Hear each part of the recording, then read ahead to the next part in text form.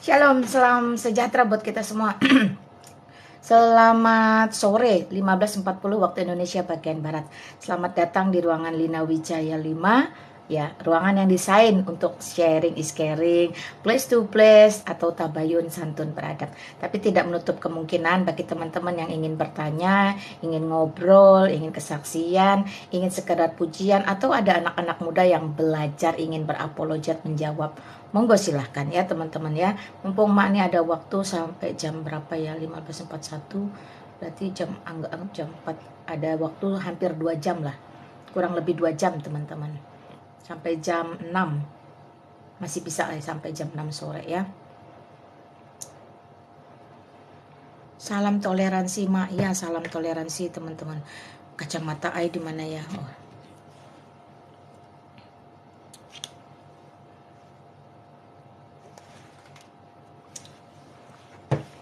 Jangan di framing ya maknya ya.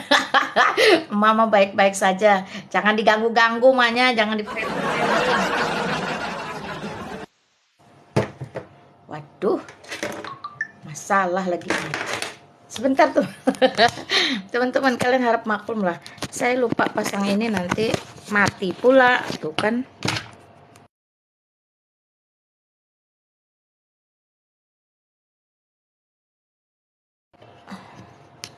Mau pasang itu dulu teman-teman, charger. Mak ini suka lupa, nanti lupa pasang charger, toto mati pula. Sabar. Wah, apa kabar dunia persilatan hari ini? Rame kayaknya ya. Ada aja berita.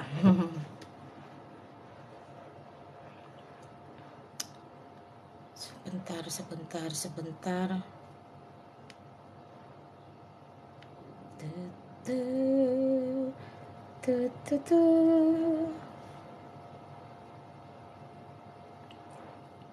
Ya, thank you teman-teman yang udah tap-tap layar ya. Teman-teman yang juga mungkin mau bantu emak dengan share live, atau ya silakanlah kalian yang mulai rekam-rekam. Ya mau gimana lagi, namanya sosial media, tidak pakai portal, tidak pakai kunci, main masuk-masuk aja. Monggo selama mendatangkan kemanfaatan silahkan ya teman-teman ya. Shalom Malina, Christian, shalom juga. Shalom Mak, shalom Jor. Lama nggak ketemu Jor, nanti kalau jadi nanti mau ajak makan mie gomak. Ya Jor ya. Rifandi, thank you, salam toleransi. Ya, kita nggak butuh keramaian ya. Kita butuh sesuatu yang lebih tenang, teduh, mengedukasi orang, bermanfaat. Karena untuk sesuatu yang mudarat itu gampang, tetapi untuk sesuatu yang bermanfaat itu kita harus berjuang. Demikian teman-teman. Selamat sore, kalian sambil menjalankan aktivitas. Ya, akan dulu tugasnya bagiannya. Selamat sore, Esther Laya. Sore. Ya, silakan siapa, Mbak Esther, gimana? Ini juga saya baru gabung, belum banyak ngerti. Gimana Mbak Esther?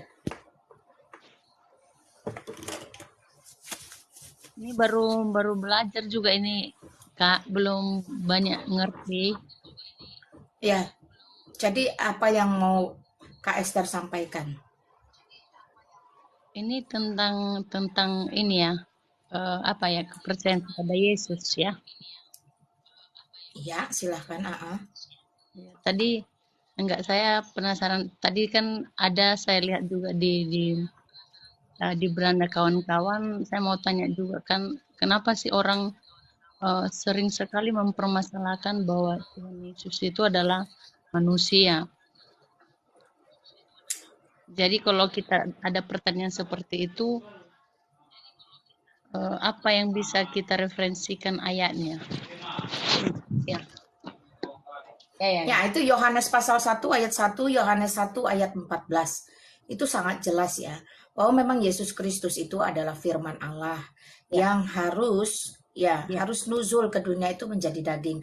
Allah kalau datang ke dunia dengan keberadaannya itu enggak bisa. Karena Yohanes 1 ayat 18 jelas mengatakan Allah itu tidak bisa dilihat. Allah itu dalam terang kemuliaan, Allah itu dalam roh dan kebenaran.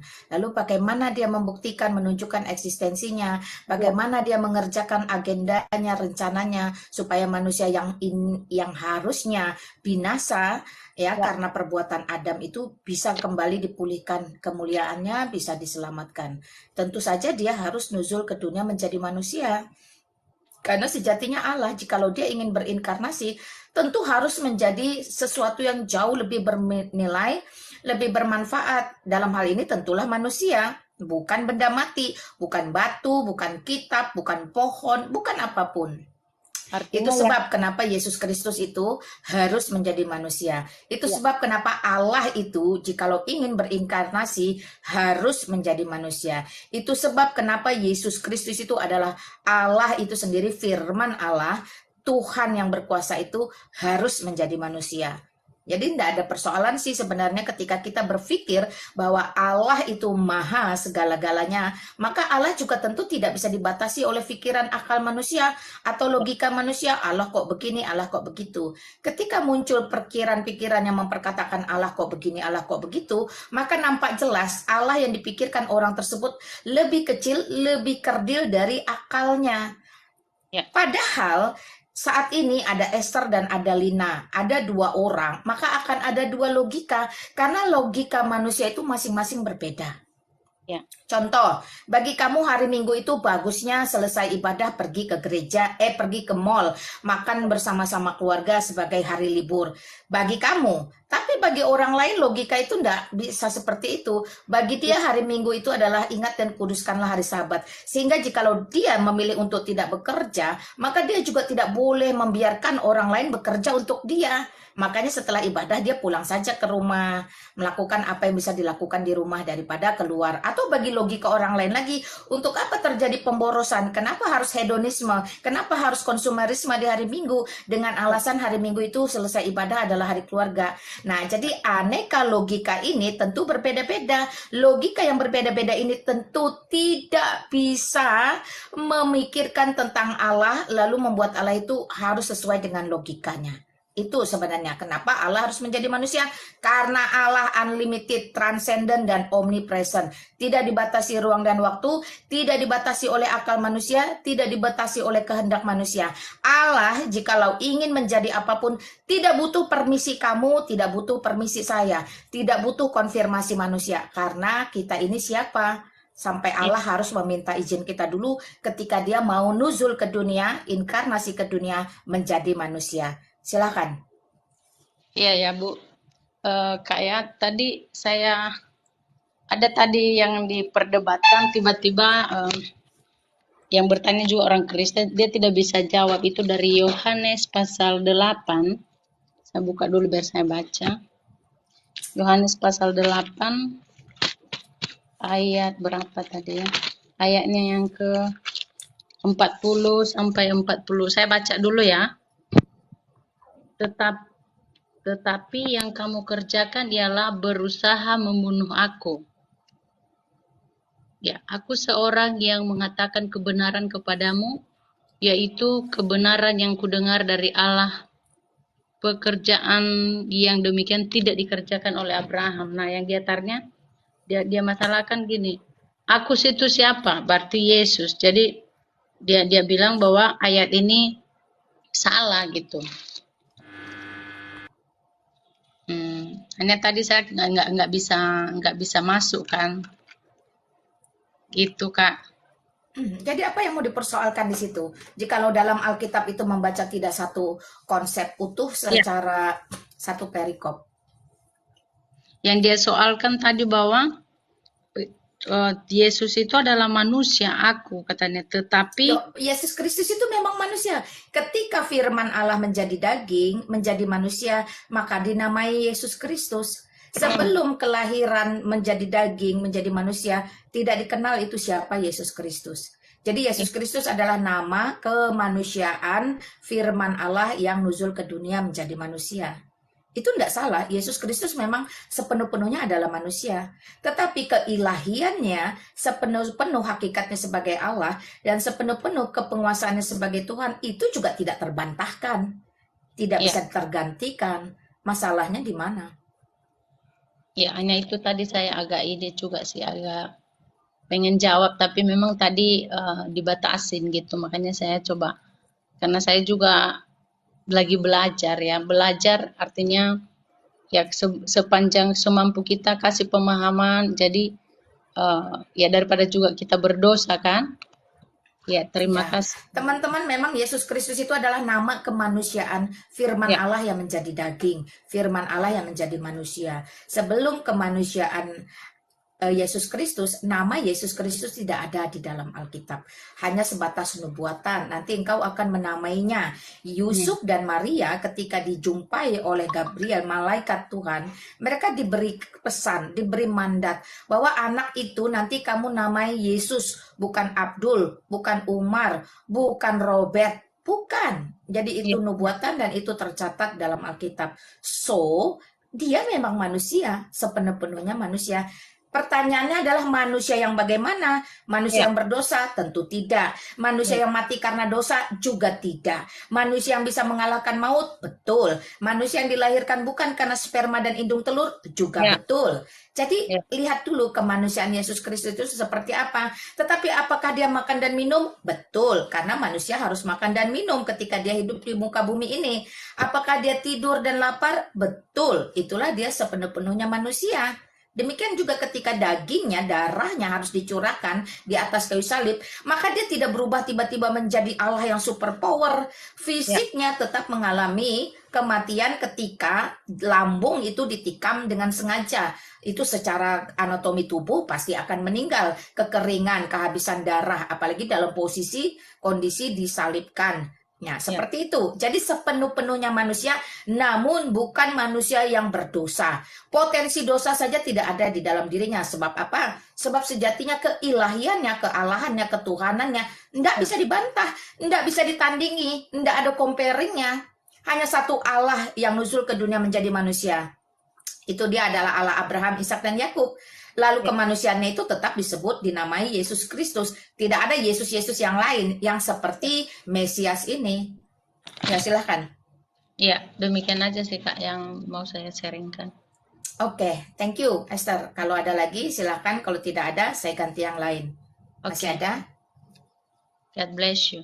Oke, thank you. Thank you sudah ada di ruangan saya. Tuhan berkati kamu Esther, teruslah bertumbuh dan belajar. Amin.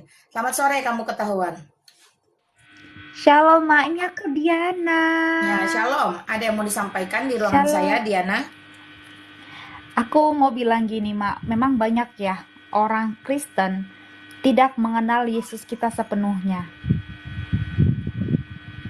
Nah, selalu menyamakan Isa ini sama Yesus. Sama seperti halnya yang tadi dengan suamiku pribadi. Gitu. Nanti deh, Mak. Tunggu si Pilon dulu deh. Oke. Selamat sore, Filon. Shalom, Mak. Ya, shalom. Silakan, Sister. Halo. Mak, saya cuma tanya, saya pernah nonton podcast tentang bangsa Israel ya, Mak ini. Podcast dia Kristen Yahudi. Kemudian ditanyakan tentang kalau bangsa Israel itu bangsa pilihan. Yang Kristen Yahudi ini jawabnya pilihan bukan dalam arti khusus, tetapi mereka dipilih oleh Tuhan hanya untuk menjalankan hukum Taurat itu. Itu gimana ya, Mak? Maksudnya gimana? Apanya yang gimana? Tidak, maksudnya ditanyakan tentang yang kita tahu kan bangsa Israel itu bangsa pilihannya Tuhan, istimewa buat Tuhan. Tetapi mereka dari Kristen Yahudi ini jawabnya istimewa bukan dalam artian yang bagaimana, tetapi istimewa untuk menjalankan hukum Taurat itu saja. Itu yang berbicara dengan kamu orang Yahudinya langsung atau bagaimana? Iya, bukan ngomong sama saya nonton podcastnya, Mak. Mm-mm. Dia orang Indonesia, katanya dia ada darah Israel. terus dia sudah Kristen Mohon maaf Yahudi. untuk sumber-sumber yang tidak valid, saya tidak bisa memberi komentar. Silahkan kamu bertanya yang berasal dari dirimu saja. Oke, Mak. Iyalah, Kemudian kalau cuman karena gini, sosial media itu sekarang menjadi rimba belantara. Segala sumber yang tidak valid, kenapa saya harus komentari? Apalagi orangnya tidak ada di sini. Saya enggak juga menonton tayangannya seperti apa. oh gitu. Podcastnya ini sih, Mak, dia pastor siapa itu, dia diwawancarai. Dia Ya nggak sama apa-apa. Harusnya kalau memang betul kamu menonton itu di sana, bertanyalah di sana, perjelas di sana.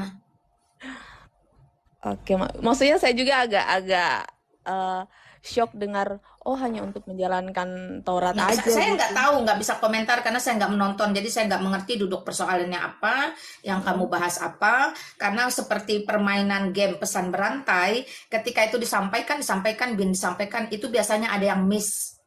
Nah, kalau saya lihat langsung itu akan berbeda. Oh iya, Mak. Oh, iya. Ya, seperti itu aja. Mungkin lebih baik apa yang berasal dari dalam diri kamu saja, apa yang mau disampaikan. Oh iya, Mak. Satu lagi, Mak, boleh? Eh, tentang dosa yang tidak diampuni itu adalah menghujat Roh Kudus. Saya kurang paham gimana itu ya, Mak. Mungkin boleh di... Ya, sebenarnya kalau kamu Kristen, kamu membaca Alkitab dari kisah tentang perikop penghujat Roh Kudus itu kan jelas di situ diceritakan. Ketika Yesus Kristus melakukan mujizat, mereka mengatakan bahwa itu bukan pekerjaan Roh Allah. Itu adalah pekerjaan dukun, Beelzebul, bahkan mereka mengatakan seperti itu. Nah, hal seperti itulah yang diperkatakan dalam Alkitab yang diceritakan kepada kita bagaimana menyangsikan atau menuduh bahkan memfitnah bahwa pekerjaan roh Allah itu adalah pekerjaan dukun, pekerjaan roh jahat. Nah, itu namanya menghujat.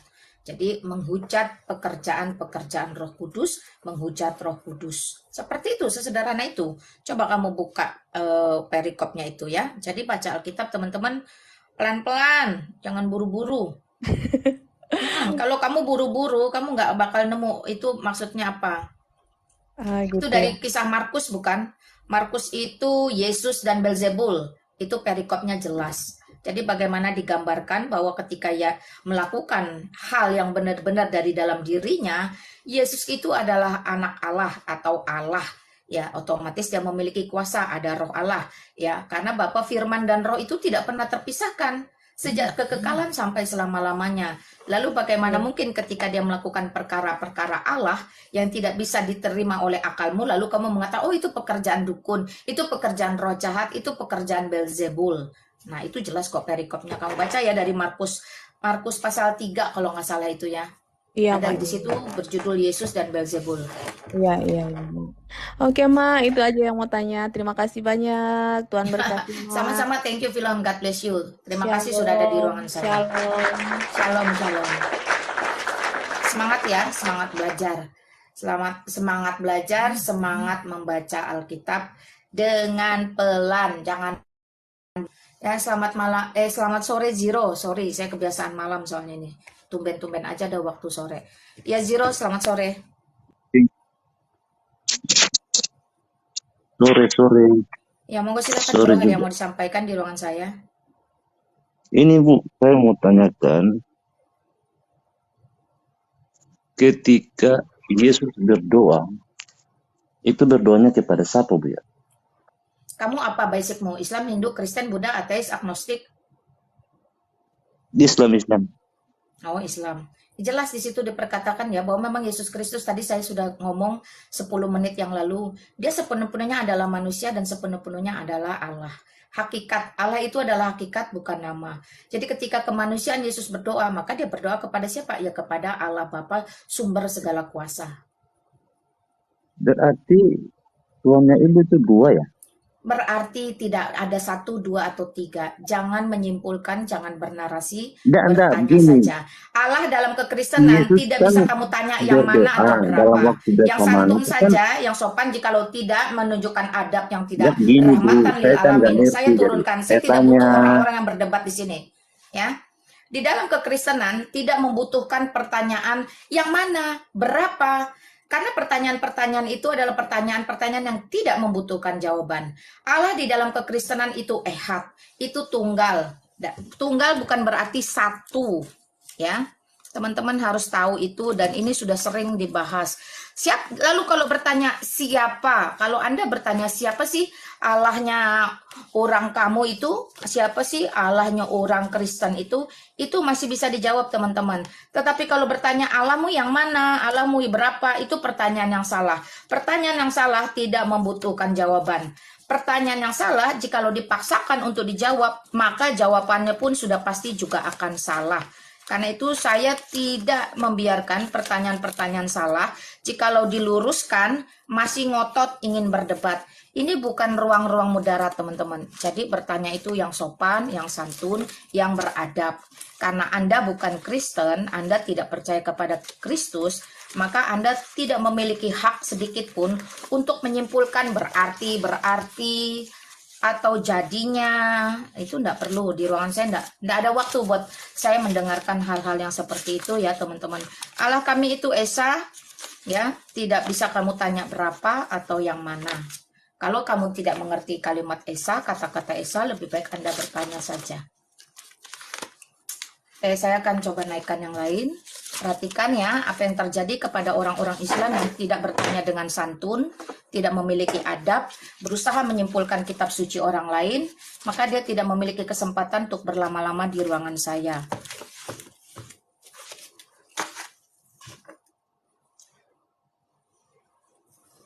Kamu hanya punya hak tanya, saya yang jelaskan. Atau teman-teman Kristen yang jelaskan. Jangan kamu tanya, kamu simpulkan sendiri. Ya, selamat sore Nu Aiman. Ya, sore Kak. Ya, monggo silahkan bro, apa yang mau disampaikan?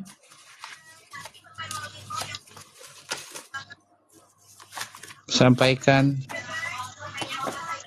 Kakak, di mana Kak posisi? Kenapa memangnya? Ya, nah kita kan baru berkenalan dulu kan nggak Oh, saya di apa-apa. Indonesia. Oh iya, sama saya juga. Oh ya udah, apa yang mau lagi disampaikan? Berarti kalau bertanya nggak boleh Kak, cuman menyampaikan. Boleh. Apa yang perlu saya sampaikan itu justru bagus. Apakah Anda mau menyampaikan pertanyaan atau apa? Silakan. Iya. Makanya saya Masa bingung bahasa kalau Indonesia aja nggak ngerti sih, aduh. enggak, kalau penyampaian itu kan ibaratnya kayak apa namanya itu Loh, apa penyampaian. yang ingin pertanyaan saya begini. Apa yang ingin Anda sampaikan? Oh, saya ingin menyampaikan pertanyaan. Selesai. Apa masalahnya bingung dengan itu? Ya enggak. Luar Maka- biasa teman-teman ini. Makanya kata saya tadi kan, saya mau bertanya boleh nggak gitu. Ya boleh. Dari awal juga biasanya teman-teman cuma bisa bertanya. Haknya Iya. kalau Anda bukan Kristen atau Katolik, haknya hanya bertanya. Iya. Iya, Tapi silakan. kalau saya bertanya, jadi pertanyaan saya itu begini Kak. Ini kan saya ada ibaratnya saya pribadi ya ada kebingungan di masalah keyakinan Kakak ya, keyakinan Kristen ya gitu ya. Nih pertanyaannya begini, Tuhan Kakak itu Esa katanya tadi ya? Halo? Bertanya saja, bro. Iya, kan tadi kan Tuhan Kakak kan Esa kan? Satu ya, Bertanya bukan. saja. Pertanyaannya apa, siapa, mengapa, kenapa, dari mana, itu kalimat tanya dalam bahasa Indonesia. Monggo silahkan. Iya, itu saya bertanya, saya ini Tuhan Kakak Esa apa gitu. Ini sudah saya sampaikan tadi berulang. Kalau Anda mendengar, Anda tidak perlu bertanya berulang-ulang. Ya udah kalau gitu saya turun aja kalau nggak mau bertanya, nggak boleh ditanya. Itu sudah dijawab dari tadi. Oke, terima kasih sudah ada di ruangan saya. Jadi kalau teman-teman mau bertanya, lebih cerdas ya. Susun dulu pertanyaannya baik-baik. Kalau tidak mengerti cara bertanya, panggil ulamanya atau kiainya yang bertanya di sini. Daripada repot-repot naik, lalu ngangguk-ngangguk nggak jelas. Bertanya saja apa yang mau ditanyakan, to the point. Saya baru mau bertanya tentang ketuhanan di dalam iman Kristen. Jelaskan kepada saya. Nah itu kan gampang. Daripada ngangguk-ngangguk. Tuhan Kakak Esa kan? Bukankah saya barusan tadi berkata-kata bahwa Tuhan kami tidak bisa ditanya yang mana, tidak bisa ditanya berapa. Tuhan kami itu Esa atau Ehad. Ya, silakan. Selamat sore Abdul.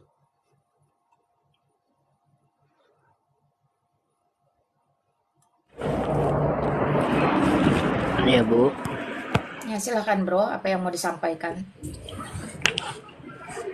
boleh bertanya kan? Monggo silakan.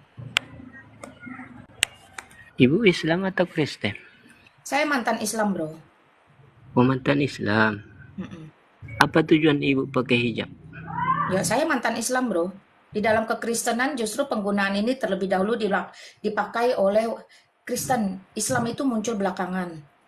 Jadi kalau duluan dengan belakangan maka kita tahu siapa peniru, siapa yang tidak meniru. Ada Silakan. dalilnya, Bu.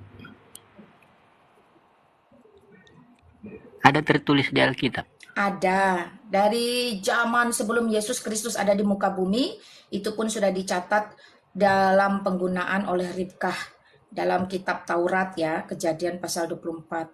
Kemudian di zaman Yesus Kristus pun itu disampaikan lagi berulang dalam Korintus. Gini ya Bu, Nah, Sip. Bapak bertanya saja, Bapak tidak perlu menjelaskan apa-apa. Kenapa yang lain tidak memakai hijab kalau hijab Karena itu? Bapak tidak keluar dari RT RW Bapak. Kalau Bapak keluar dari RT RW Bapak, Bapak akan bertemu dengan wanita-wanita Kristen lain yang menggunakan. Hanya saja di dalam kekristenan itu tidak kewajiban, Pak. Jadi tidak ada ukuran surga itu berdasarkan penampilan di dalam kekristenan. Mau kamu pakai silakan, tidak kamu pakai tidak menjadi persoalan. Maka itu jatuhnya lebih kepada fashion atau penampilan saja. Saya coba buka mindset Bapak ya. Apakah menurut Bapak semua artis yang menggunakan penutup kepala atau melakukan acting ijab kabul itu semuanya beragama Islam? Tentu tidak. Tapi karena profesional kerja, mereka harus menggunakan busana-busana seperti itu. Itu contoh, saya bantu Bapak buka mindset. Atau lagi, tanyakan kenapa Nana Shihab tidak menggunakan, jikalau itu disebut kewajiban. Nah, lagi, seperti yang saya sampaikan tadi, ketika ini sendiri tercatat di dalam Alkitab namun tidak diwajibkan, maka tidak ada satu orang pun yang boleh mempertanyakan. Demikian Pak. Oke, cukup masalah itu. Masih boleh bertanya kan? Monggo silakan. Bapak tabayun dengan cara yang santun, yang sopan, 100 pertanyaan juga boleh Pak. Monggo silakan. Yesus itu Tuhan kalian yang kalian yakini kan? Yesus itu Tuhan bagi seluruh umat manusia Pak. Bagi dunia, perkaranya ada yang suka, ada yang tidak suka, ada yang percaya, ada yang tidak percaya. Tapi saya percaya bahwa dia adalah Tuhan bagi seluruh umat manusia. Nah, terus Tuhannya Yesus siapa Bu? Yesus tidak memiliki Tuhan karena dialah Tuhan satu-satunya. Tidak ada Tuhan-Tuhan lain selain Tuhan palsu. Kenapa pas Yesus dibangunkan berjumpa sama Bunda Maria, terus Yesus bilang jangan sentuh aku? Bapak bertanya saja karena Bapak tidak paham. Lebih baik Bapak bertanya saja.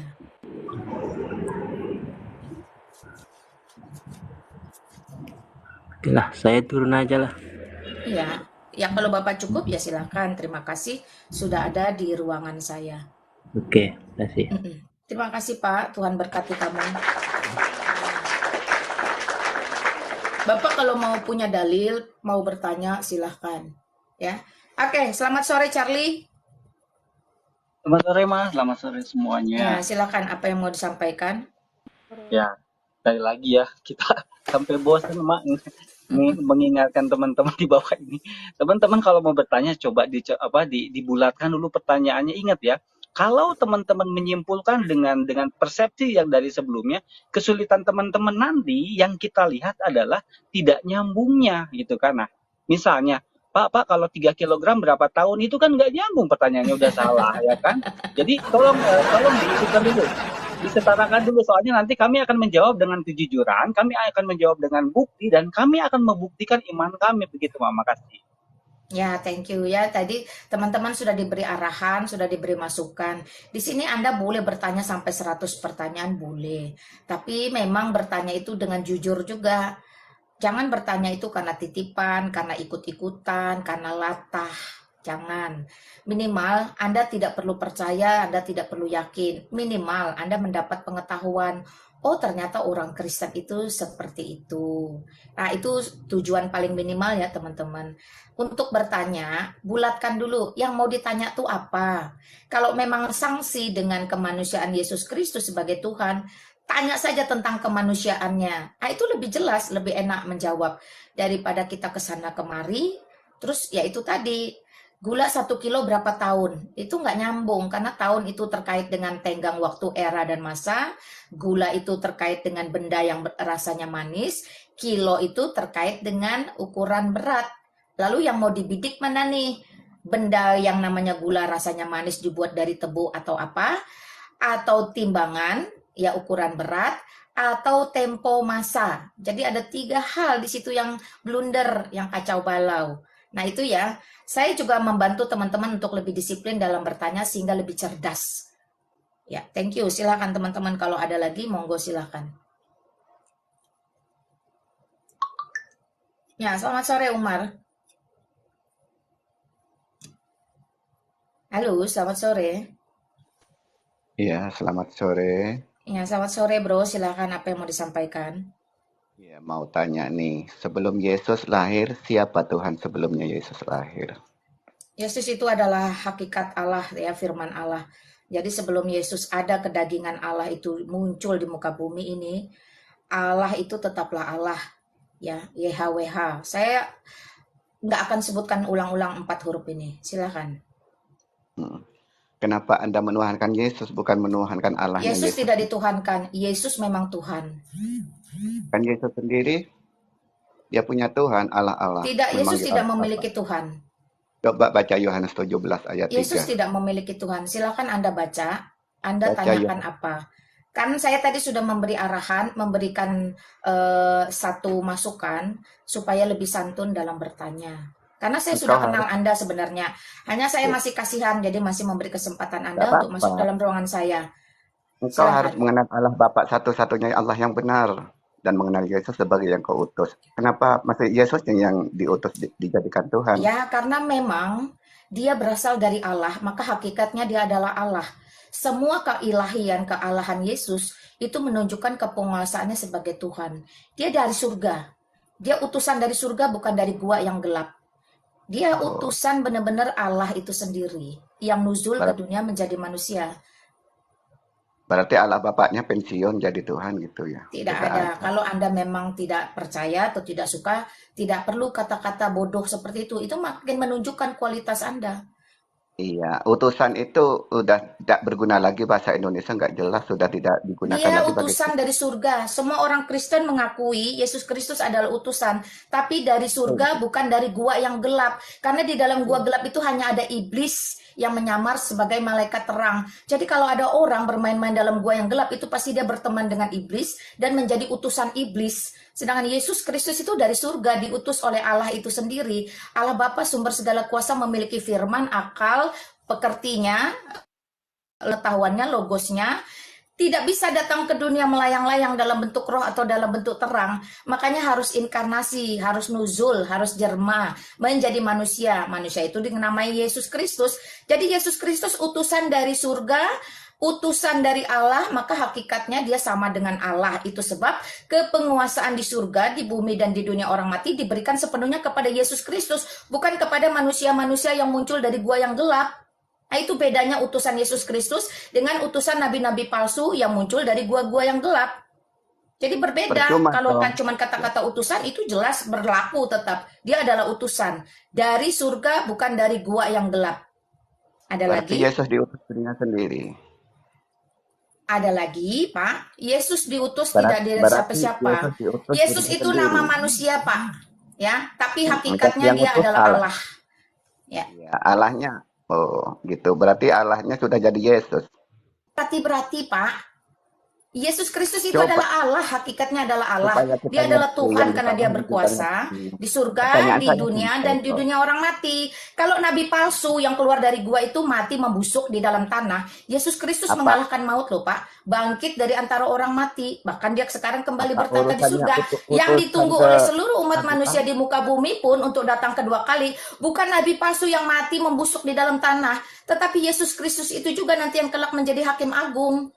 Jadi tidak ada Padahal istilah Yohanes 17 menyamakan dia ayat dengan 3 cuman utusan-utusan bahasa dari dunia yang Indonesia penuh itu dosa ini. tulisannya. Apakah Bapak ada pertanyaan lagi?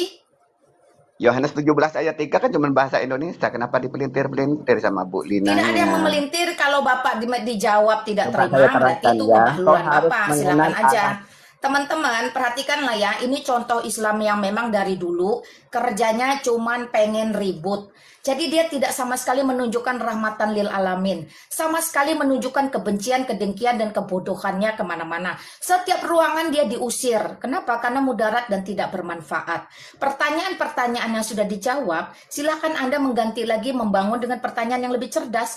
Andai Anda itu IQ-nya di atas 120, Anda masih ada kesempatan untuk dakwah atau syiar. Tapi karena Anda hanya menghafal, sama seperti gorila di IQ 70-80, maka Anda kesempatannya cuma bertanya 1 kali, 2 kali, lalu diusir orang. 1 kali, 2 kali, lalu diusir orang. Kenapa? Ya karena tidak mendatangkan kemanfaatan bagi siapapun. Sebaik-baiknya manusia adalah mendatangkan kemanfaatan bagi manusia lain. Dan bentuk kasih saya adalah menghentikan ya hal-hal mudarat di dalam ruangan saya. Itu bentuk kasih saya. Supaya ruangan Lina Wijaya jangan menjadi ladang dosa jariyahnya Umar. Nah, demikian ya Umar ya. Thank you sudah bertanya di ruangan saya.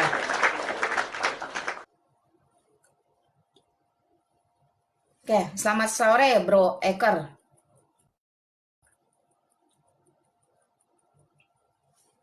Halo Ibu. Iya, Halo. shalom, selamat sore Bro. Ada yang mau disampaikan di ruangan saya? Monggo. Iya, tadi terkait dengan yang terakhir tadi ya. Saya heran saja, pertanyaan terus diulang-ulang ya. Utusan ya. Padahal kalau dibaca di ayat 2 itu jelas ya. Yang memberikan hidup kekal itu Yesus gitu ya. Jadi siapa yang bisa Yes. menjamin itu? Jadi itu sudah jelas di ayat 2. Kadang-kadang mereka ini hanya berhenti melihat utus. Ya mereka nggak melihat keseluruhan teks itu gitu. Jadi terkungkung dan terbatas karena ada kata utus. Jadi itu bahkan bukan hanya dia ya, banyak orang juga termasuk ya ustadz-ustadz besar juga mengatakan itu. Bahkan itu dikatakan syahadatnya Yesus. Aneh juga ya. Mereka melupakan ayat-ayat sebelum itu dan sesudah itu. Gitu Kak Lina. Iya. Jadi jelas ya teman-teman, tidak ada orang Kristen yang menolak bahwa Yesus Kristus itu utusan. Tetapi dia utusan dari surga, Allah itu sendiri. Bukan utusan dari gua yang gelap, utusan dari dunia yang penuh dosa. Jadi utusannya itu berbeda dengan utusan-utusan yang berasal dari muka bumi ini. Maka jelaslah apa yang dilakukan oleh Yesus Kristus sebagai hakikat Allah itu sendiri. Ya, selamat sore. Ada yang naik tadi, saya sudah kasih naik, turun kayaknya dia. Malu kali, takut kali dia. Biasalah. Selamat sore, Sri. Iya, selamat sore. Ya, silahkan Ya Sister, apa Bu, yang mau disampaikan? mau nanya, Bu, kalau yang ciptakan Adam siapa Bu? Adam diciptakan tentu oleh Allah kita. Allah Yesus. kita yang ehad itu. Allah Bapa, Firman, dan Rohnya yang menjadi satu, yang ehad, yang esa itu. Kan Ibu bilang Yesus Tuhan. Yang ciptakan Adam siapa Bu? Sedangkan Yesus kan lahir sebelum Adam. Yesus sudah Adam. Ibu bertanya dirapikan dulu ya. Ya silakan teman-teman, ada yang mau bantu dia jawab biar mengerti. Izin aku jawab. Monggo silakan. Ibu Sri, begini. Karena ini kan bukan konsep keketuhanannya Ibu, jadi Ibu mungkin nggak paham ya tentang Tuhan kami. Ya, kalau Ibu bilang yang menciptakan Adam itu Yesus, ya. Karena Yesus itu ya hakikatnya Allah. Dia ada sebelum memang manusia diciptakan. Dia awal dan akhir. Itu jawabannya.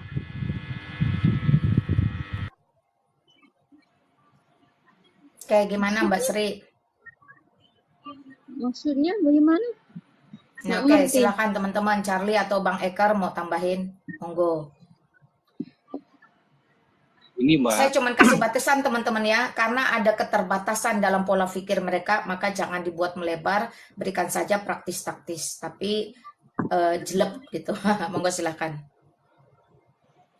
Ya, kekuasaan Allah di dalam proses penciptaan Adam tidak mengurangi ketika waktu dia inkarnasi menjadi manusia yang dinamakan Yesus Kristus, Mbak. Itu. Kuasanya tetap sama. Mau menciptakan, mau membangkitkan, mau menyembuhkan, sama semua. Begitu.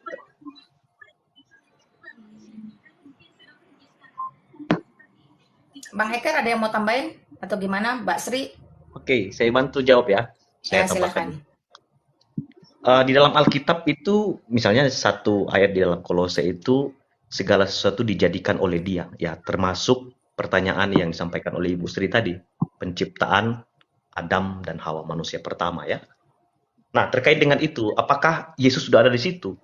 Yesus baru menyatakan dirinya itu di dalam perjanjian baru, ya. Jadi konsep Allah Tritunggal di dalam PL itu sudah ada clue-nya. Ketika di dalam Kejadian pasal 1 ayat 26 dan lain sebagainya, ketika baiklah kita menciptakan, ya, menjadikan. Nah, itu kata kita itu siapa? Dan itu jelas merujuk kepada Allah Tritunggal. Jadi ketika penciptaan terjadi, pasti Yesus ada di situ. Tetapi ketika inkarnasi terjadi, itu kapan? Bukan terjadi di PL, tapi ketika dia menyatakan dirinya di dalam perjanjian baru. Maka dalam PL itu adalah bagian dari nubuatan juga sekaligus, ya. Itu dimulai dari Kejadian 3 ayat 15 sampai pada akhirnya nubuatan itu digenapi di dalam PP. Sehingga Kristus yang diungkapkan di dalam Kolose itu, dia adalah pencipta segala sesuatu. Jadi segala sesuatu terjadi karena Yesus Kristus juga sebagai Allah. Begitu, Ibu Sri. Ya, silakan Mbak Sri. Halo. Pak Sri, dibuka mute-nya. Masih. Monggo silakan. Ya. Halo. Ya, silakan, Ya. silakan. Terima kasih atas penjelasannya, Mbak Lina. Ada lagi? Ya. Enggak, saya enggak percaya kalau Tuhan Yesus itu Saya Tuhan, tanya ya. apakah masih ada pertanyaan lagi. Perkara Anda percaya Enggak atau ada. tidak itu bukan menjadi persoalan. Kami tidak dipanggil untuk membuat Anda percaya. Oke, saya tambahkan satu lagi ya. Ya, silakan. Jadi tadi di awal Ibu Sri memberikan argumentasi kata Ibu Lina Yesus itu Tuhan. Bukan kata Ibu Lina saja ya. Malaikat Tuhan ketika memberitahukan Kristus yang lahir itu. Di dalam Lukas ya, di situ malaikat Tuhan memberitahukan bahwa yang lahir itu adalah Kristus Tuhan. Ya, jadi malaikat sendiri memberitahu yang lahir itu adalah Kristus Tuhan. Itu merujuk kepada Yesus Kristus. Dan di dalam Alkitab jelas ya, segala sesuatu yang dikerjakan oleh Yesus Kristus ya, menunjukkan bahwa dia adalah Tuhan. Ketika dia mengampuni dosa dan banyak hal yang terjadi dalam Alkitab. Dan itu sudah sangat jelas. Lalu yang paling terakhir adalah ketuhanan Yesus Kristus itu tidak berhenti atau tidak dibatasi oleh karena ada orang yang mengakui dia gitu. Ya kalau Anda tidak percaya kepada Yesus Kristus sesuai dengan kitab suci, binasa, cukup itu saja. Karena hidup kekal itu adalah anugerah. Siapa yang percaya kepada Yesus pasti akan diselamatkan. Tapi siapa yang tidak percaya, yang menolak dia, ya pasti akan dihukum binasa. Jadi itu yang harus dipikirkan oleh Ibu Sri. Siapa yang bisa memberikan keselamatan, hidup kekal kepada manusia? Ya kita tidak mungkin dapatkan itu selain Kristus sendiri yang menjamin memberikan keselamatan itu kepada kita. Bisa nggak kita dengan usaha? No. Sebaik apa sih Anda? Tuhan itu adalah Allah yang kudus, jadi tidak bisa dijangkau oleh manusia yang berdosa. Nah itulah sebabnya karya keselamatan hanya dikerjakan oleh Allah yang berinkarnasi menjadi manusia. Kenapa harus jadi manusia? Karena manusia yang akan diselamatkan, yang berdosa itu. Jadi itu perlu dipertimbangkan, dipikirkan oleh Ibu Sri begitu. Oh, jadi manusia biar berbuat. Bu Sri, saya mau tanya, Ibu percaya nggak kalau malaikat diciptakan untuk melayani Tuhan? Percaya.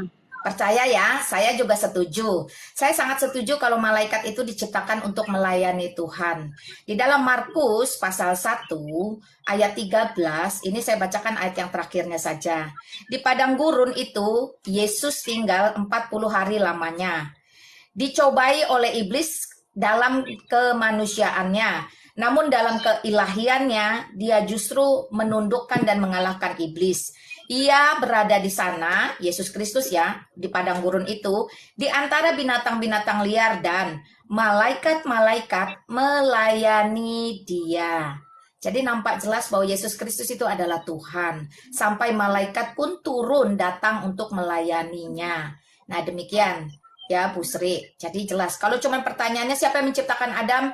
Yesus Kristus itu adalah firman Allah yang nuzul ke dunia menjadi manusia. Jadi ketika dia belum nuzul ke dunia menjadi manusia, dia adalah firman Allah yang menciptakan Adam dan seisi dunia. Ketika dia nuzul ke dunia, baru dia dinamai Yesus Kristus. Jadi Yesus Kristus itu adalah nama kemanusiaannya Sang Allah. Ya, demikian Mbak Sri. Jadi kalau manusia berbuat dosa akan diselamatkan oleh Yesus. Begitu, Mbak? Ya, kalau manusia berbuat dosa, dia akan dihakimi oleh perbuatannya. Tetapi kalau manusia meletakkan iman percayanya bahwa Yesus Kristus itu adalah Allah, Tuhan dan Juru Selamat, tentu ia diselamatkan karena imannya. Karena perbuatannya dia tetap akan dihakimi. Saya tambahkan Bu Lina ya. Monggo silakan. Saya beberapa kali berhadapan dengan pertanyaan ini ya. Polanya mutar-mutar di situ saja.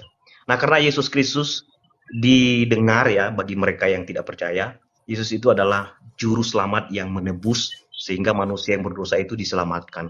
Nah, tatkala manusia yang berdosa, ya mereka tetap diselamatkan. Nah, pola-pola itu kadang-kadang tidak dipahami oleh mereka yang tidak percaya Yesus. Ketika orang sudah diselamatkan oleh Kristus, mereka itu dibaharui hidupnya. Maka dalam Alkitab itu ada jelas, ketika orang sudah diselamatkan oleh Kristus, maka mereka akan meninggalkan kehidupan lama dan mengenakan manusia baru. Jadi bukan berarti kita serta-merta karena kita sudah ditebus oleh Kristus bebas untuk berbuat dosa. Dan itu konsep yang salah, dan jangan berpikir karena Kristus sudah menebus kita maka bebas, begitu. Tidak. Justru orang Kristen ketika sudah diselamatkan, mereka harus menjadi garam, menjadi terang, menjadi berkat bagi dunia yang sudah rusak ini. Jadi bukan pengertian yang salah itu yang harusnya diubahkan dari konsep-konsep orang yang tidak percaya kepada Yesus itu. Gitu ya, gitu-gitu tambahannya. Ya, silakan Mbak Sri, ada lagi? Nggak ada, Bu. Makasih ya. Ya, terima kasih Mbak Sri sudah ada di dalam ruangan saya. Tuhan Yesus memberkati.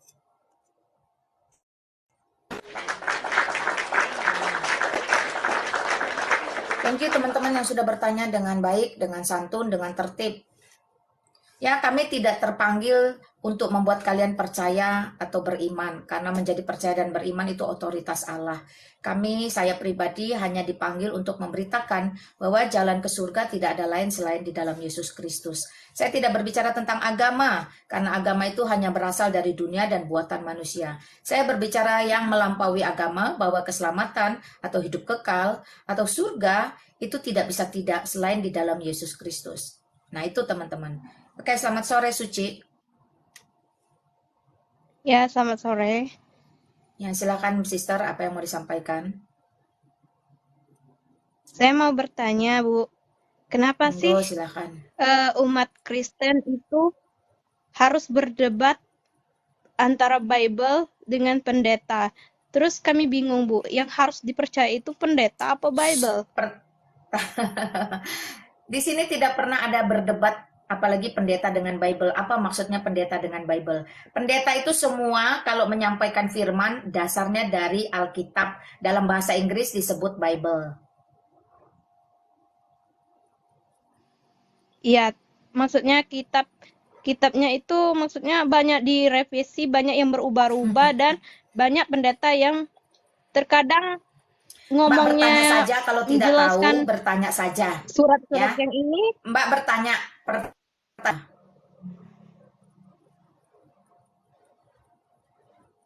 Bertanya saja, pertanyaannya apa? Ya, saya tanyakan yang itu, kenapa? Apakah perbedaan Bible dengan kitab perjanjian baru, perjanjian lama itu aja? Gini ya teman-teman ya. Kursi dalam bahasa Indonesia adalah kursi. Kursi dalam bahasa Inggris itu chair. Tetapi fungsinya itu menaruh pantat atau duduk. Itu kursi. Ya, di dalam bahasa Indonesia itu Alkitab. Di dalam bahasa Inggris itu Bible. Isinya sama, Kejadian sampai Wahyu. Nah, itu tidak ada yang berbeda. Sama. Semua pendeta di muka bumi, jikalau dia memang Kristen sejati, maka yang menjadi otoritas tertinggi, dasar tertingginya adalah Alkitab atau Bible. Silakan. Terus kenapa kalau misalkan menurut Bible kan tidak boleh memakan daging babi? Menurut Bible kan tidak boleh meminum keras kan? Tapi kenapa umat Kristen masih banyak yang melanggar itu? Mbak, saya kasih tahu cara baca Alkitab. Alkitab Kejadian sampai Wahyu itu adalah kebenaran firman Tuhan satu-satunya di muka bumi bagi seluruh umat manusia dulu, sekarang, sampai selama-lamanya. Perhatikan, dunia ini akan berlalu, tetapi Alkitab, ya, Kejadian sampai Wahyu tidak akan ada yang berlalu. Ya.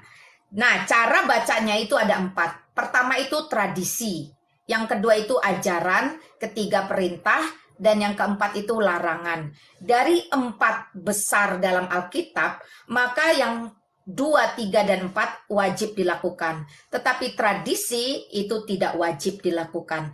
Tradisi di sini menyangkut dalam bangsa Israel. Karena bangsa Israel adalah bangsa pilihan. Ya, sampai bangsa Israel adalah bangsa yang tetap akan memegang teguh kemenangan demi kemenangan. Kenapa? Karena mereka adalah milik Allah itu sendiri. Nah, tradisi bangsa Israel atau Yahudi tidak wajib dilaksanakan oleh bangsa Indonesia, bangsa Eropa, bangsa Amerika, tidak. Yang dimaksud dalam tradisi salah satunya itu tentang kosher atau kebersihan atau tahir atau tidak tahir. Dalam hal ini adalah makanan dan minuman. Bangsa Israel yang dikuduskan bukan hanya cara hidup, tapi makanan dan minuman mereka pun harus dikuduskan, harus ditahirkan. Istilahnya kosher. Supaya apa? Supaya mereka tidak sembarangan memakan makanan yang dipersembahkan kepada berhala oleh bangsa-bangsa lain. Nah, ini terkait dengan tahir atau tidak tahir. Salah satunya babi, unta, lele, kelinci, seafood, dan segala macam. Perhatikan, itu tradisi. Ya, tetapi bangsa Indonesia itu tidak diwajibkan mengikuti tradisi Israel atau tradisi Yahudi.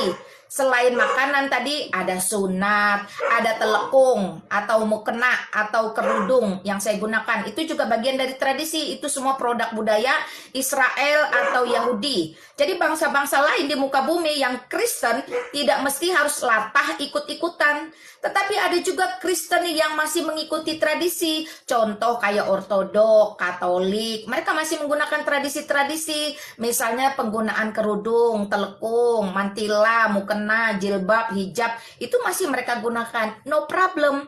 Sekali lagi, tradisi, larangan, ajaran, perintah, maka tradisi tidak menjadi kewajiban. Hari ini, orang Kristen di seluruh muka bumi yang bukan Yahudi, yang bukan Israel, bebas. Mau makan babi atau tidak, bebas. Mau pakai kerudung atau tidak, bebas. Mau tidak. Karena kerajaan surga bukan tentang makanan dan minuman. Kerajaan surga juga bukan tentang penampilan. Kerajaan surga juga bukan tentang ritual-ritual, cara kita gosok gigi, cuci kaki, cuci tangan, tidak. Demikian. Silakan Mbak Suci. Oh, berarti tradisi. Kalau yang meludah, bangsa Israel meludah ketika Kristen itu lalu tuh tradisi itu, betul. Makanya itu tradisi. Karena itu tradisi, tidak perlu dibalas, tidak perlu direspon. Namanya juga tradisi. Di mana bumi dipijak, di situ langit dijunjung. Namun kalau ada orang luar yang tidak paham, tidak mengerti, berusaha menyesatkan, berusaha memprovokasi atau menyalahpahami pun, itu tidak menjadi persoalan.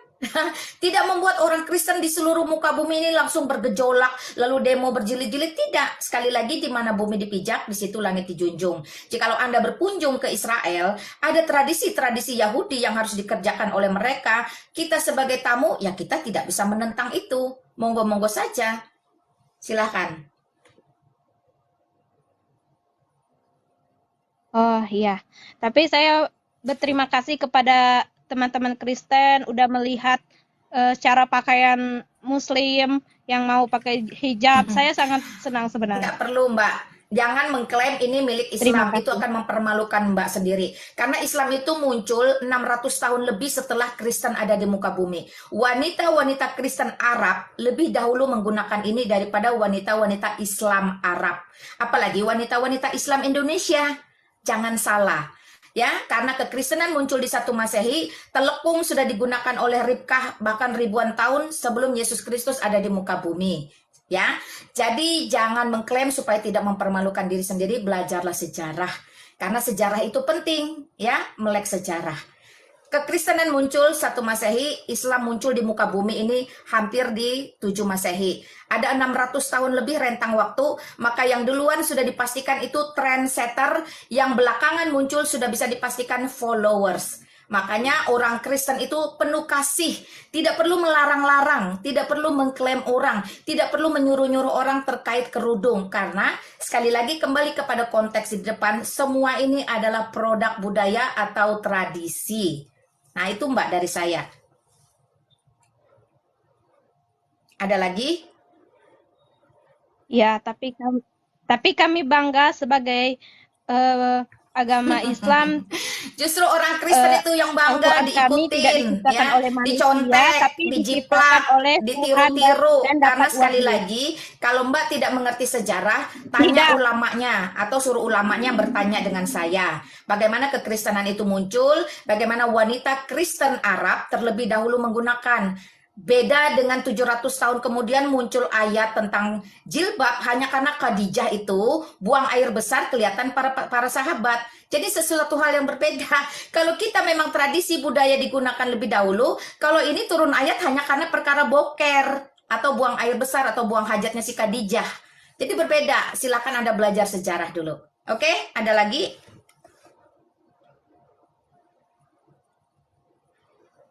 Mbak Suci ada lagi? Ya, itu menurut Anda. Kalau menurut pandangan Itu kami menurut Islam sejarah itu dan kitab suci. sangat berbeda Anda dan suka bertolak tidak belakang. suka, Islam itu muncul belakangan.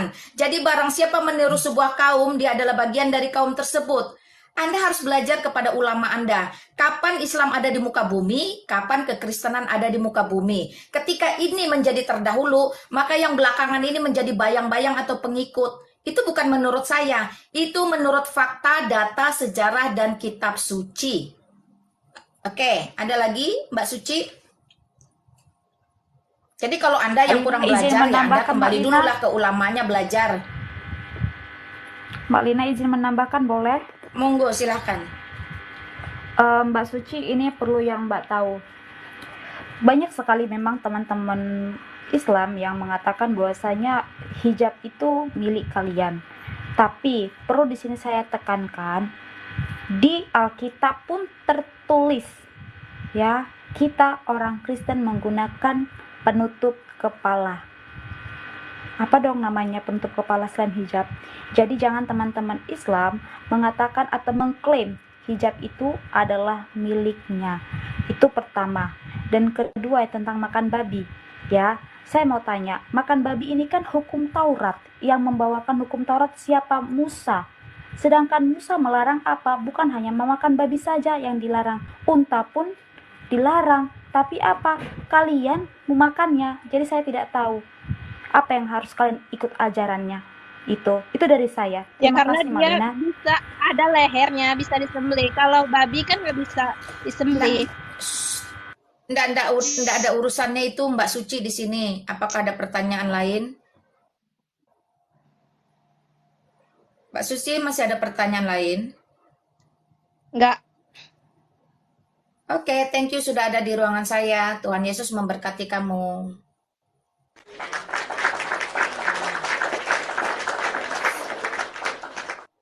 Ya, haknya hanya bertanya saja teman-teman, karena kalian tidak pernah mengerti tentang kekristenan. Dan orang yang di luar Kristen tidak percaya kepada Kristus, tidak memiliki pimpinan Roh Kudus, tidak layak, tidak pantas menyimpulkan tentang kekristenan atau isi Alkitab Kejadian sampai Wahyu, karena isinya pasti penyesatan. Ya, bertanya saja, kami menjawab. Perkara Anda percaya atau tidak itu bukan itu otoritas Allah. Allah yang membuat orang percaya, karena keselamatan itu anugerah, bukan usahamu. Ya, selamat sore, Esther. Selamat sore. Iya, Halo, shalom sister. sister. Ada yang mau Halo. disampaikan? Iya, saya ini ya, saya berharap ya orang yang naik itu benar-benar punya hati yang tulus untuk ngerti, bukan untuk jago-jagoan, sok-sok tahu gitu. Sebab kalau dia sok-sok tahu, akhirannya room ini kan jadinya adu data gitu. Ya mending dia punya data. Kalau dia nggak punya data, jadi repot gitu kan? Ya, Ya. thank you Miss Esther masukannya. Heeh. Ya, selamat sore Zakaria. Ya, selamat sore Bu Lina. Ya, monggo silakan bro, apa yang mau disampaikan?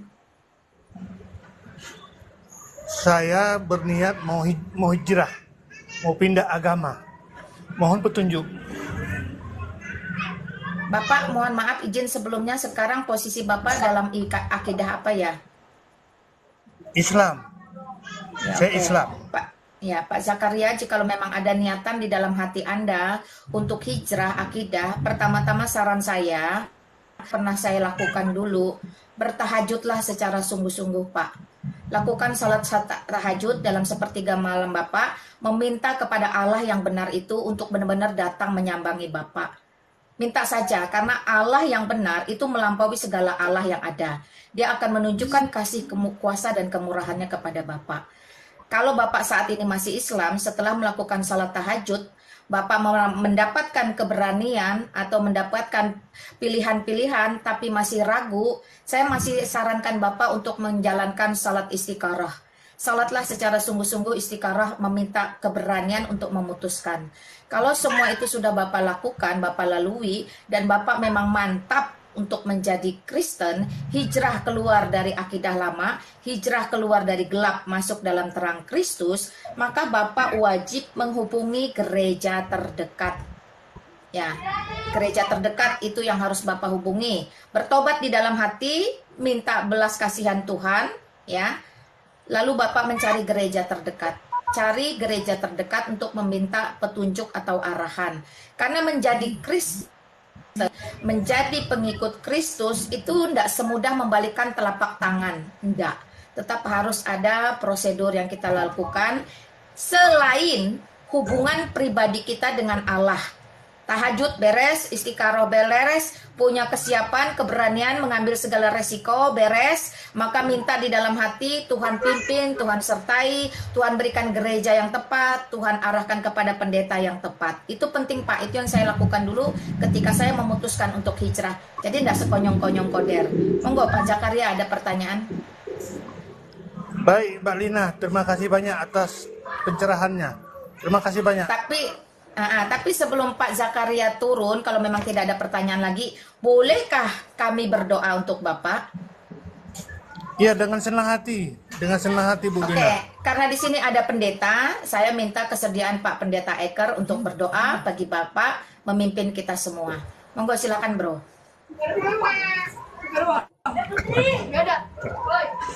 Baik, Mbak. Bang Eker monitor. Ya, silakan. Baik.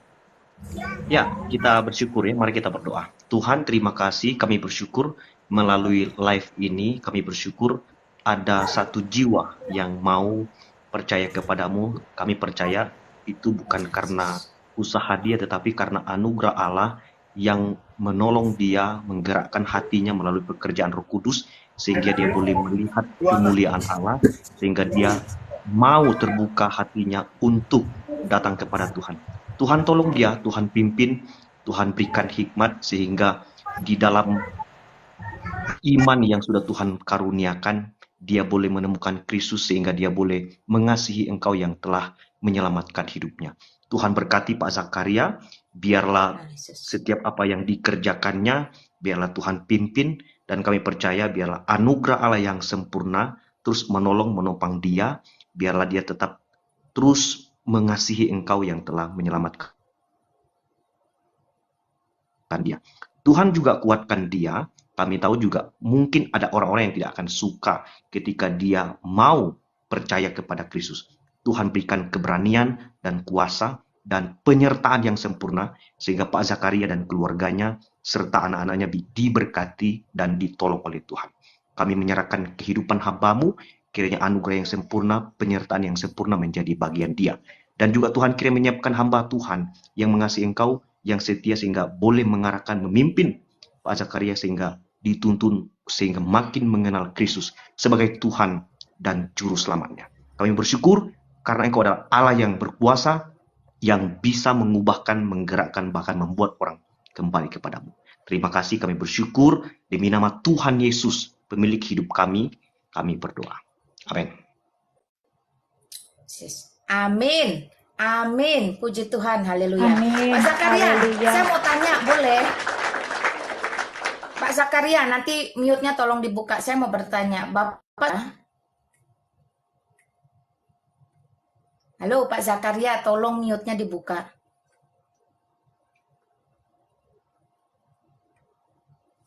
Pak Zakaria, ada gambar mikrofon, tolong Bapak tekan supaya mute-nya dibuka. Nah, Sudah. Pak, saya mau tanya, Bapak sudah berkeluarga?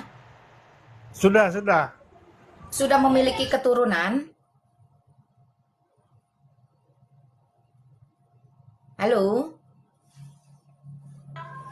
Saya beristri satu rumah. Anak punya rumah masing-masing. Oke, berarti sudah besar-besar Pak ya. Saya punya satu firman, ya Pak Zakaria, kayaknya sinyal dia. Jadi ngomongnya tabrakan ini. Saya punya satu firman buat Pak Zakaria ya. Ini menjadi satu pedoman juga, pegangan bagi kita untuk benar-benar berani mengambil satu keputusan besar yang cukup krusial. Tapi percayalah, Yesus Kristus tidak pernah berhutang. Satu orang bertobat, seisi rumahnya akan diselamatkan. Percayalah kepada Yesus Kristus, kamu akan selamat, kamu dan seisi rumahmu. Itu sudah terjadi dalam keluarga saya secara pribadi. Ayat yang ingin saya sampaikan itu diambil dari 1 Korintus pasal 7 ayat 14. Perhatikan buat teman-teman juga yang ada di bawah. Karena suami yang tidak beriman itu dikuduskan oleh istrinya, dan istri yang tidak beriman itu dikuduskan oleh suaminya. Andai kata tidak demikian, nescaya anak-anakmu adalah anak cemar. Tetapi sekarang mereka adalah anak-anak kudus. Amin, puji Tuhan. Jadi kalau ada sepasang pasutri, ya tiba-tiba suami ingin menjadi Kristen, dia bisa melewati semua proses, bisa diuji, bayar harga dan tahan, maka pasangannya dan anak-anaknya tidak lagi cemar tapi dikuduskan. Demikian sebaliknya, ketika ada pasutri, istrinya yang ingin ya dibenarkan hidup di dalam Kristus, tunduk, taat, setia, maka suaminya dan anak-anaknya pun tidak menjadi lagi cemar namun dikuduskan di dalam Kristus. Oh, haleluya. Satu janji yang luar biasa bagi kita semua, dan itu sudah saya lewati Pak. Puji Tuhan. Amin. Ya, Pak Zakaria, kalau misalnya butuh konseling bisa DM, follow dulu Pendeta Eker, follow dulu Saudara Miss Esther, silakan di follow, nanti boleh DM atau saya juga boleh DM. Tanya saja apa yang Bapak butuhkan, ingin tahu, kami akan pandu, akan kami arahkan. Puji Tuhan ya Pak ya. Ya, baik Bu Lina.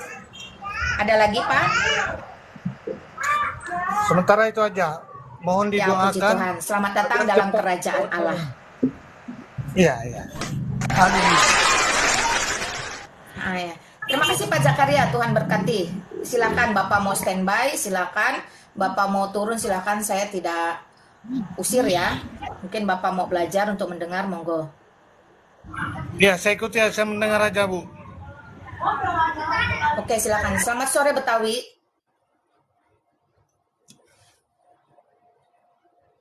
Halo, selamat sore.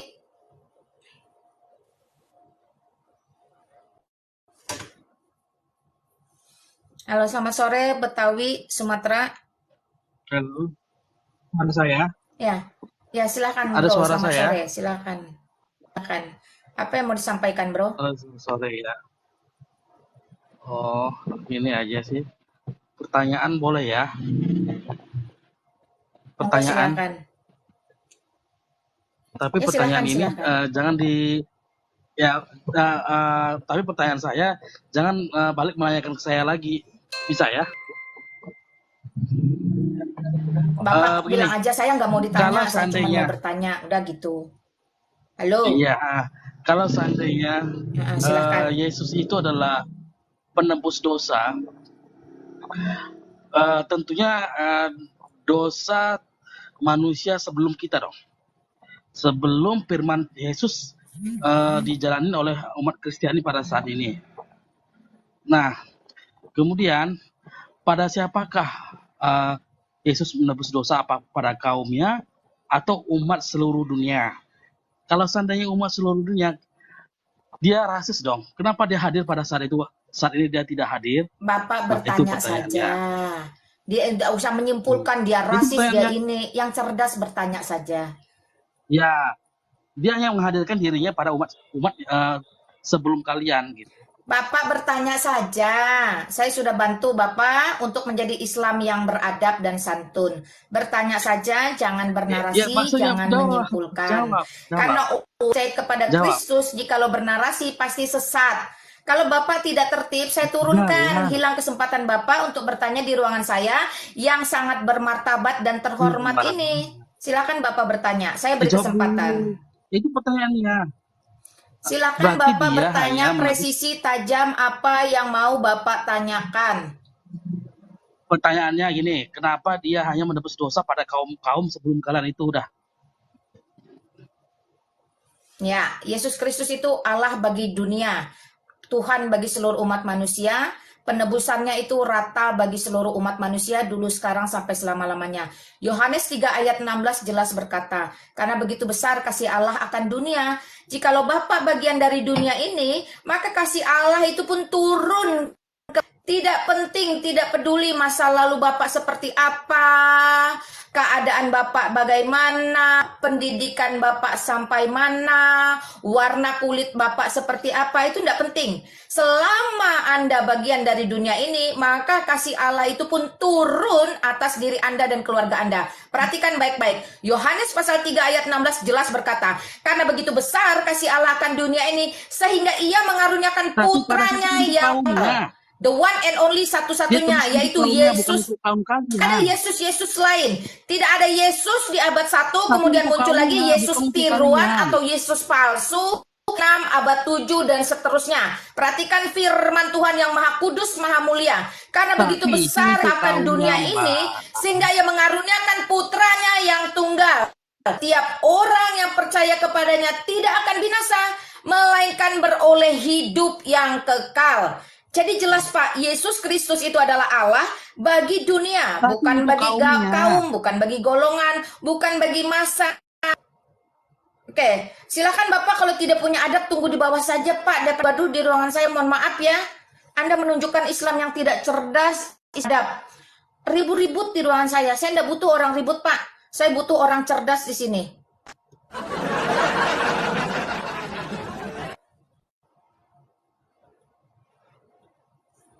Dijelaskan ribut-ribut sendiri. Mending dia cari ulamanya sana, suruh aja ke sini tanya sama saya ya. Halo Mbak, piye kabare? Ya, shalom, selamat sore. Silahkan Sulis, apa yang mau disampaikan di ruangan saya? Selamat siang.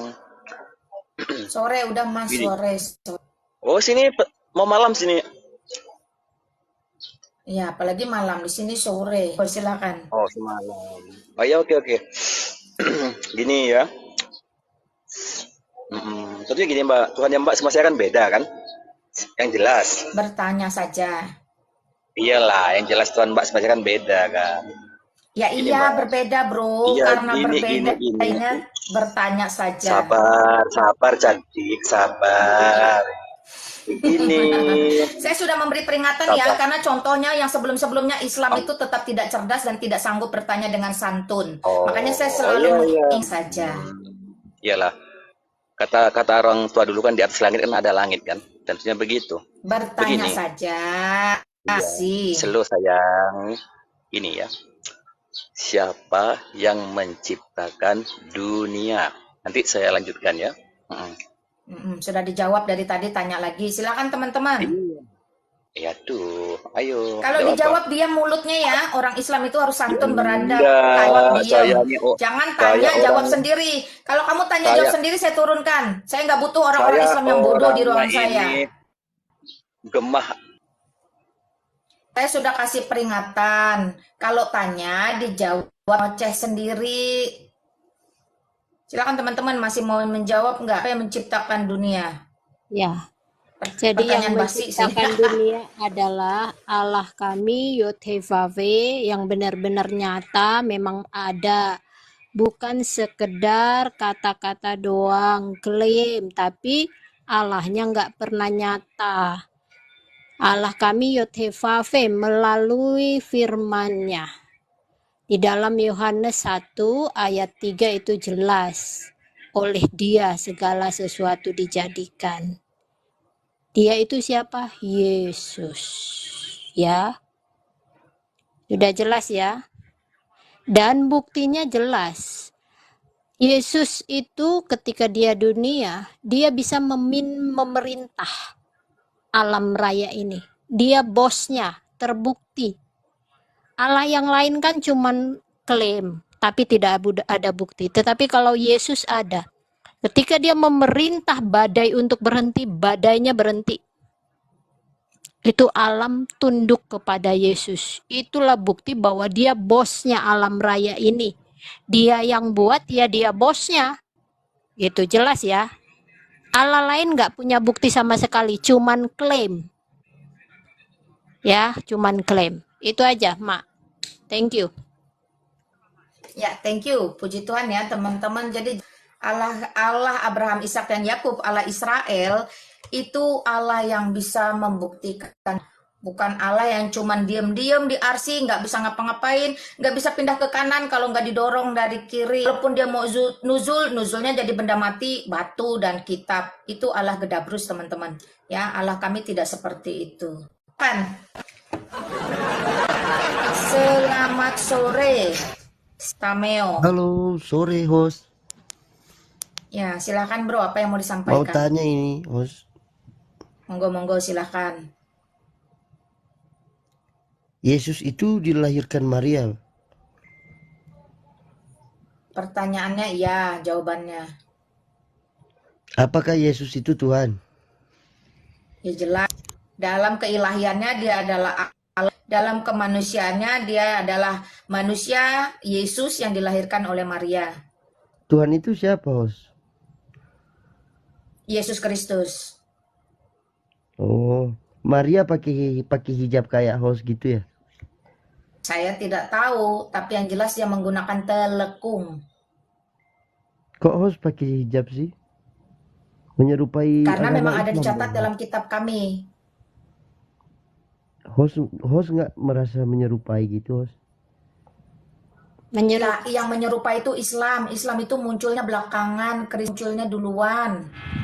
Oh, Coba belajar gitu sejarah. ya. Mak, Jadi maaf sekarang boleh Kristen aku pakai potong, hijab Mak? ya? Silakan. Oke. Buat Mas siapa sih ini namamu saja sudah susah, pantas Oke. pemikiranmu susah. Oh Gini, iya. Ah. dari tadi sudah dijawab, apakah Yesus itu Tuhan? Anda sendiri yang menjawab Yesus tadi itu Tuhan. Anda yang bertanya, Anda yang menjawab. Jadi saya tidak tahu pertanyaan Anda kemana. Ujung-ujungnya juga hijab. Tadi saya sudah katakan ya, di dalam Alkitab kami juga ada tertulis bahwasanya perempuan memakai penutup kepala. Apakah kurang jelas dengan ucapan saya? Dan mohon kalaupun Anda ingin bertanya, bertanyalah dengan cerdas. Jangan bertanyanya berbelit-belit tapi tidak tahu arahnya. Biar kamu tahu tujuan hidupmu. Begitu. Terima kasih Mak Lina. Izin nambahin mah boleh Mbak sedikit. Ada lagi? Monggo silakan. Teman-teman yang lain ini adalah room edukasi juga, jadi untuk memperkaya wawasan dan berdasarkan fakta sejarah. Di dalam Kejadian 24 ayat 65 itu terhadap sebelum Masehi aja udah 1800 tahun yang lalu terhadap Masehi. Jadi kalau dihitung terhadap tahun 2023 itu, kalau pada waktu di Kejadian 24 ayat 65 itu dihitung sebagai hari pertama perempuan bertudung, itu sudah berumur 3823 tahun yang Lalu Islam ini muncul tahun, nah itu loh, jadinya tantangannya di situ. Ya, lalu gini, teman-teman, yang namanya kerudung, yang namanya baju koko itu nggak punya agama. Bahasa itu nggak punya agama. Jadi jangan alergi dan terlalu bangga dengan budaya yang dijadikan mendunia. Makanya budaya orang Yahudi tidak kami pakai karena apa? Itu adalah milik mereka. Kami orang Indonesia dan kami beragama Kristen. Itu sudah cukup jelas gitu. Makasih, Mak. Jadi Bang, hijab ini Thank you, budayanya silakan. dari mana Bang? Dalam Kejadian 22 Kayaknya dari Israel Yahudi, bukan Ya. dari Arab. Bukan. Itu udah 3.823 tahun yang lalu. Nah, kalian ini datang tahun berapa? Gitu aja. Tapi kok baru sekarang orang Kristiani ini, maaf nih, baru pakai Karena kamu hijab. nggak keluar dari RT-RW-mu. Kalau RT-RW-mu, atau minimal kamu ke Singapura, pergi ke Universal Studio. Nah, minimal ke Singapura, ke Israel, ke Arab, kemana-mana. Mak, gini jawabnya, Mak. Santai aja. Kau kurang jauh mainnya, bro. Nah, kau kurang jauh mainnya, kurang kental kopi, kurang malam tidurnya. Nah, kurang apa lagi lah? Atau Anda kurang, makanya gini, jadilah anak muda yang banyak pengetahuan. Jangan cuman medsos, tapi tambah pengetahuan. Begitu ya. Saya anak muda, saya mewakili anak muda yang ada menonton 351. Jadilah anak muda yang cerdas. Jangan cuman mau anak muda yang mudah tertipu dan terikut arus. Seperti ini. Loh, kok baru sekarang? Makanya baca sejarah. Mungkin ketika belajar sejarah Anda tidur posisinya, makanya Anda tidak tahu. Begitu. Ya. Terlalu miring tidurnya, nanti jatuh. Inilah Pak Zik, kamu ginilah, kamu datang Pak Ustadz, tolong tanya, Pak Ustadz, apakah orang Islam itu awal mulanya pakai hijab? Anak bertanya pada Bapak. Kau tanyalah Ustadz kau sana. Iya, tanya Pak Ustadz, benarkah orang Islam pakai hijab pertama-tama gara-gara Saodah buang air besar? Itu pertanyaannya ya. Oke. Saodah kah Khadijah kah tuh yang Saodah yang badannya gede. Tanya ya, Pak Ustadz, betulkah orang Islam awal mulanya pakai hijab gara-gara Saodah buang air besar? Kenapa harus gara-gara buang air besar gitu ya? Nah, ya. Lalu ada beberapa pertimbangan, misalkan saudara saya yang perempuan atau ibu saya, ya misalnya nggak pakai kerudung karena beberapa dari mereka mempertimbangkan kondisi cuaca di Indonesia ini panas. Kalau di negara lain yang beriklim banyak, misalnya kan entah pada waktu udaranya banyak mengandung debu lalu terhempas gitu kan. Lalu tetapi teman-teman ya kan, kalau teman-teman bisa lihat dan mengunjungi rumah duka orang-orang Kristen, di situ biasa pakai mantila, pakai kerudung sebagai tanda kedukaan yang mungkin dimungkinkan dan memang sudah menjadi tradisi. Karena itu Mbak Lina udah dijawab, tradisi itu tidak wajib untuk dilakukan, tetapi untuk menyesuaikan pola kondisi seseorang dan suasana. Maka misalnya ya Rita Wahyu memakai mantila, Ibu Lina sekarang lagi pakai juga. Artinya itu tidak punya agama, ya kan? Kerudung, baju koko itu nggak punya, dan bahasa nggak punya agama, gitu. Makasih. Keluar negeri, kamu pergi ke Aceh saja. Saudara-saudara kita yang di Aceh itu wanitanya. Gimana pengakuan Yesus bahwa dia beragama Kristen? Aduh, apa masih ada pertanyaan lagi nggak? Boleh nggak yang cerdas gitu, brother? Jangan copy paste. Kan gua cuma tanya, mana pengakuan Yesus bahwa dia beragama Kristen? Kamu cuma nanya, tapi pada saat yang sama kamu menunjukkan betapa kurangnya kamu, betapa tertinggal. Coba buka Matius 6 itu. Matius 6 Jadi kalau ayat tertib 33. Islam yang tidak tertib saya turunkan, tidak sudi ada Islam yang mudarat di Saya kan sini. cuma tanya. Sudah, Coba buka Matius 6 ayat tidak sudi 33. ada Islam yang mudarat. Di Kalau mana? tanya diam. Kalau tanya diam. Di mana Yesus? Sudah tanya dijawab. Kan cuma tanya. 28 ayat 20, dan ajarlah mereka. Ajaran ini mengandung ini enggak? Mengandung perintah enggak? Mengandung larangan enggak? Mengandung petunjuk enggak? Itu udah jelas. Dan ajarlah mereka melakukan. Nah, itu loh. Matius 28 ayat 20.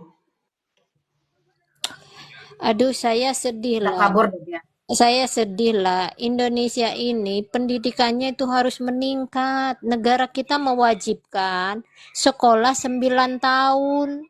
Harus ada hasilnya. Jangan begini. Udah kabur dia, Miss Esther. Itu udah habit ya, udah kebiasaan, udah akhlak. Udah Itu kan, tanya-tanya dijelaskan kabur. Mak, itu kan pertanyaan zamannya Ahmad Didat. Itu zaman jebot. Ya udah, nggak apa-apa, kita cari yang lain, cerdas, lebih pintar, lebih ngerti daripada yang cuma pertanyaan-pertanyaan yang nggak jelas untuk apa. Willy Mika, selamat sore. Pertanyaan besarnya, kapan mereka cerdas, Mak? Ya, nggak tahu kapan-kapan. Itulah. Selamat sore. Ya, selamat sore semuanya. Selamat malam. Di sini sudah malam. Oh ya, nggak apa-apa, silakan. Selamat malam, ya. boleh. Ini Kak, saya mau tanya satu aja pertanyaan. Mazmur 118 ayat 22 sampai 23 itu maksudnya apa ya? Sebentar ya Kak, saya mau buka kitab dulu ya. Sebentar saya buka Alkitab ya.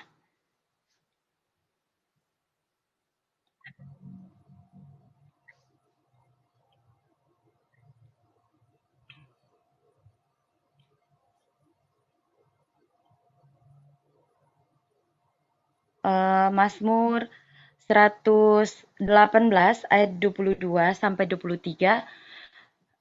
Di sini dikatakan batu yang dibuang oleh tukang-tukang bangunan telah menjadi batu penjuru. Di ayat 23, hal itu terjadi dari pihak Tuhan, suatu perbuatan ajaib di mata kita. Itu maksudnya apa ya? Kalau saya buka di judul perikopnya di sini, memang judul perikopnya itu nyanyian puji-pujian. Jadi saya mau bertanya, apakah ini nyanyian puji-pujian, atau ada maknanya, atau ada artinya, atau ini suatu nubuatan begitu? Ya, Maman, nggak apa-apa, silakan. Siapa yang mau jawab?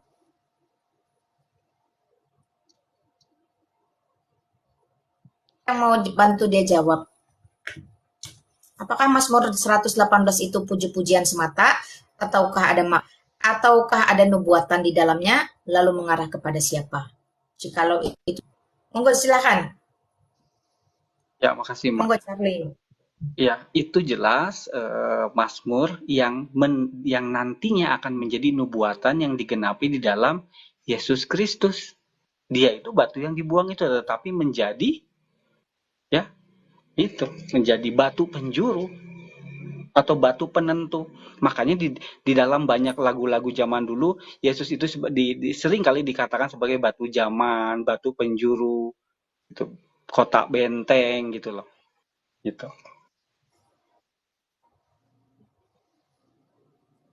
Artinya apa yang biasanya diremehkan oleh manusia. Ya, gimana? Silakan. Ya, maksudnya ini nubuatan terhadap Yesus Kristus. Ini berupa nubuatan atau ulang ya? Saya ulang aja, Willy. Saya bantu kamu bertanya. Dengarkan teman-teman Willy, apakah Mazmur 118 ini hanya sekedar mazmur, puji-pujian hidung, atau nubuatan? Kalau nubuatan ditujukan kepada siapa, ataukah ada makna lain? Nah, teman-teman kalau mau jawab, nggak boleh di 3 yang dia maksud ini. Silahkan. Ya, nantinya akan berpadanan dengan Matius 21 ayat 42. Kata Yesus kepadanya, belum pernahkah kamu baca dalam kitab suci? Yaitu itu tadi Mazmur, batu yang dibuang oleh tukang-tukang bangunan telah menjadi batu penjuru. Hal itu terjadi dari pihak Tuhan, suatu perbuatan ajaib di mata kita. Yesus mengatakan itu terhadap ayat itu yang ribuan tahun lalu di zaman Yesus di Mazmur. Nah, di Kisah Rasul 4 ayat 11 saya bacain juga, Yesus adalah batu yang dibuang oleh tukang-tukang bangunan yaitu kamu sendiri, yaitu bangsa Israel secara nasional. Namun ia telah menjadi batu penjuru. Markus 12 ayat 10. Tidak pernahkah kamu membaca nas ini? Batu yang dibuang oleh tukang-tukang bangunan telah menjadi batu penjuru, dan banyak ayat lainnya. Begitu. Oke, jadi jawabannya itu adalah nubuatan yang ditujukan kepada pribadi Yesus. Nah, itu clear ya? Dengan dalilnya, ayatnya sudah disampaikan oleh Charlie. Silahkan Willy, ada lagi? Iya Kak, satu lagi ya, udah ini saya turun. Sebentar saya buka Ya, ayatnya. silakan.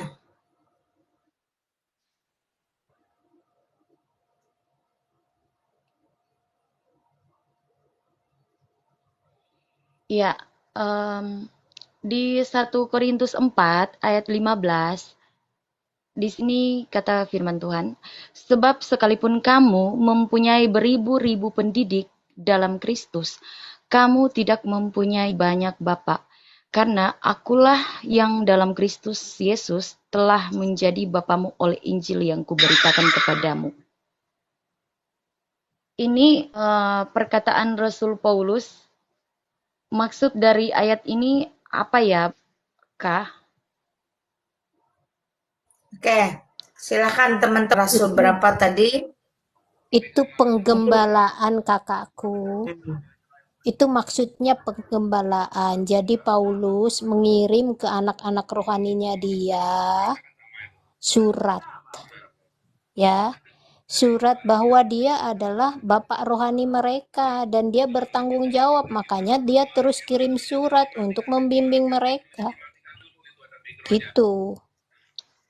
Sama seperti kita, kau dan saya adalah keluarga di dalam Kristus. Nah, berarti kita adik kakak di dalam Kristus. Secara rohani. Oke, ya saya mau tanya ini kalau Rasul sama Nabi beda nggak ya? Oh, kamu Muslim ya? Beda Kristen, kakak. Kak. Oh, Kristen, Saya jadi Kristen, beda. Kak. Iya, jadi saya kalau nggak ngerti saya bertanya. Iya, di dalam Saya tahu kamu Kristen, ya. Iya, di dalam kekristenan, kalau Nabi itu adalah penyampai suara Allah. Dia itu dari kata nabi, pelihat. Jadi mereka bernubuat, diutus oleh Allah untuk menyampaikan suara Allah. Tetapi kalau rasul itu khusus. Orang yang diutus, dipilih Tuhan Yesus, diutus untuk memberitakan Injil. Ya, jadi murid-murid Tuhan Yesus yang disebut rasul. Itu. Kalau nabi beda lagi. Apakah Rasul Paulus itu diutus sama Tuhan? Ya, dia dipilih ketika dia di dalam perjalanannya untuk mengejar murid-murid murid-murid Tuhan Yesus, orang-orang percaya, dia membawa surat, Tuhan datangin dia.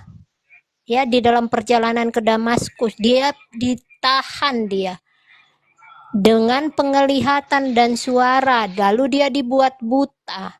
Lalu disuruh kembali ke kota untuk menemui Ananias. Ananias juga sudah diberitahu bahwa ada seseorang yang dipanggil Tuhan, dia akan buta, dia harus menumpangkan tangan kepada Paulus. Lalu Ananias menemui Paulus, lalu dibawa kepada para murid, dia tumpangkan lalu dibaptis.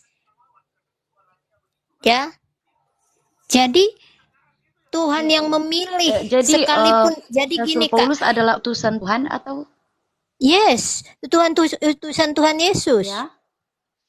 Betul, utusan Tuhan Yesus, dan itu dikonfirmasi kepada Ananias. Jadi dia nggak jalan sendiri, dia punya legalitas.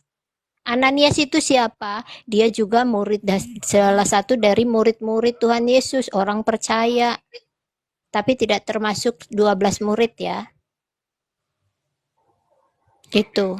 Jadi memang diutus. Makanya Petrus. Ya? Apa Iya, silakan. Ya. Silakan. Ya, Kak, ini setahu saya nih, memang saya nggak hafal ayat di dalam Alkitab ya. Memang saya ini harus banyak belajar juga. Apa benar perkataan Yesus bahwa tidak ada lagi utusan atau nabi setelah kedatangan Dia dan setelah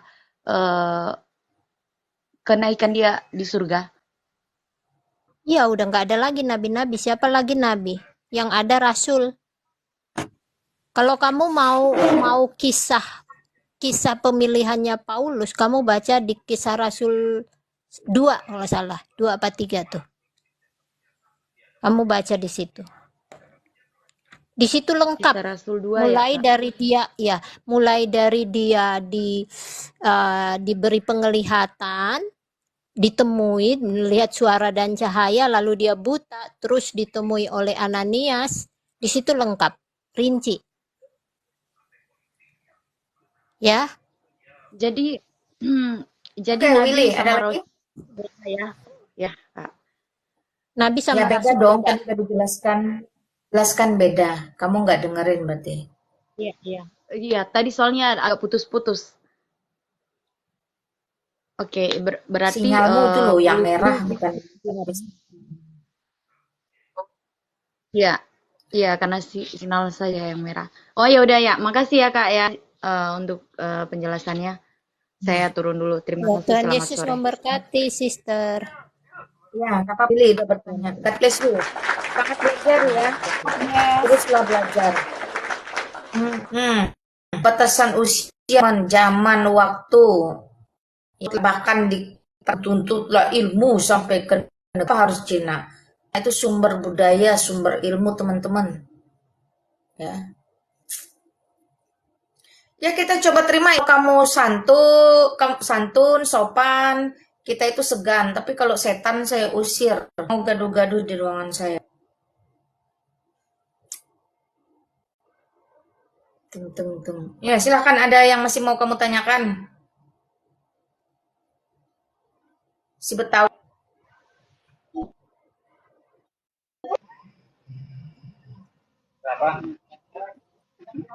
Silahkan, apa yang masih mau kamu tanyakan?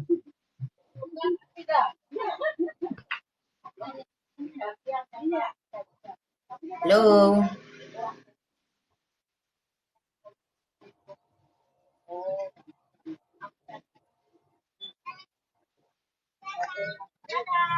Halo, Tawi, kamu masih mau bertanya atau enggak?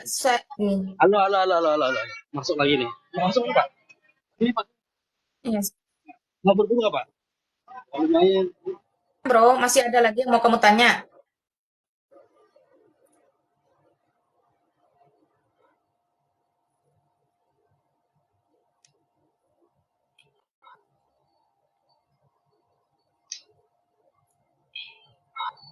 Betawi, ada yang masih kamu mau tanya enggak?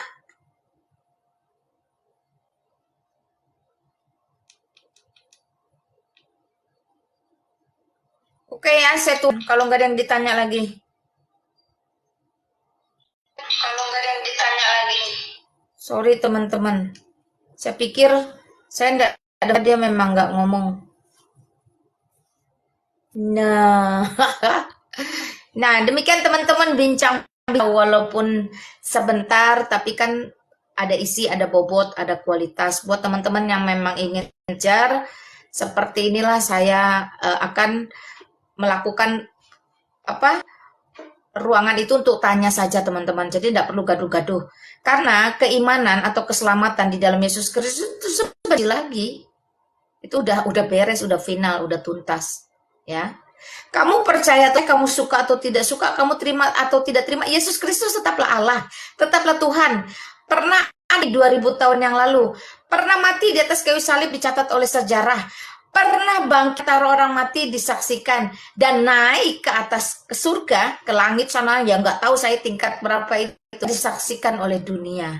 Jadi itu tidak mempengaruhi sama sekali keilahiannya, ketuhanannya. Kami itu hanya menyampaikan sesuai dengan amanat agung. Pergi, ada satu gerakan, keluar dari zona nyaman. Jadikan seluruh bangsa. Kalau kamu bagian dari dunia ini, si Allah turun kepada kamu.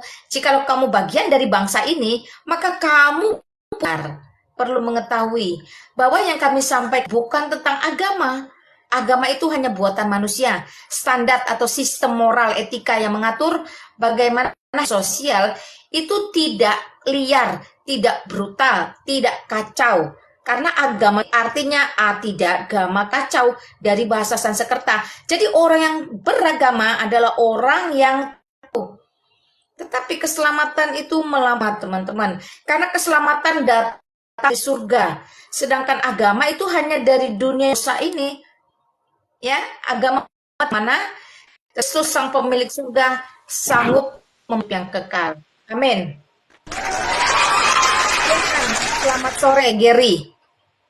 Selamat sore. Selamat sore. Apa yang mau disampaikan? Ada, ini nanya. Saya pernah makan roti itu, roti apa ya yang tipis kayak tisu itu? Osti.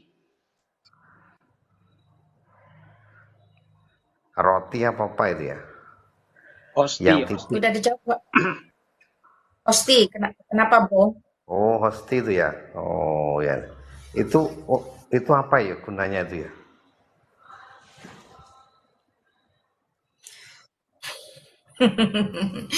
Oh, Gary, basicmu apa nih? Islam, Hindu, Kristen, Buddha, ateis, agnostik? Islam. Islam. Kamu makan itu di mana? Di gereja Katolik. Oh, kamu ikut makan itu waktu itu kenapa? Saya nggak tahu, nemeni kawan saya nikah di situ. Oh ya, karena kalau karena ketidaktahuan it's okay. Tapi setahu saya gereja Katolik itu enggak mengizinkan. Saya aja gereja Katolik kayak kemarin saya anak rohani saya dibaptis langsung krisma di Katolik. Saya sebagai saksi itu saya memberi tanda silang di dada saya. Artinya saya tidak menerima saya tidak menerima roti, tapi saya menerima berkat dari pastor untuk menghormati tradisi mereka tentang perjamuan kudus, pemberian hosti dan anggur. Tapi banyak tahu dan terlanjur, ya apa boleh buat. Silakan teman-teman kalau ada ingin menjelaskan apa maksud dari hosti tersebut. Bro Charlie mungkin. Ya, makasih teman-teman. Saya dari Protestan sih, tapi nggak apa-apa. Saya dari SD sampai SMA sekolah di Katolik, jadi kurang lebih tahu bagaimana ininya ya gitu. Tapi teman-teman nanti bisa menambahkan. Salah satu peristiwa yang ingin Yesus sendiri diingat oleh kita adalah peristiwa perjamuan kudus, yang itu ada di dalam liturgi teman-teman dan saudara kita dari Katolik. Jadi seperti yang Mak Lina bilang tadi, betul, kalau kita belum pernah mengikuti katekisasi itu nggak boleh menerima hosti, karena itu ya aturannya. Yang pertama. Yang kedua, apabila kita sebagai orang dewasa sudah melakukan dosa besar, maka harus pengakuan dosa dulu dan belum boleh menerima tubuh Kristus yang akan dibagikan oleh petugas petugas gereja. Kalau kita kan altar namanya ya begitu. Nah itu.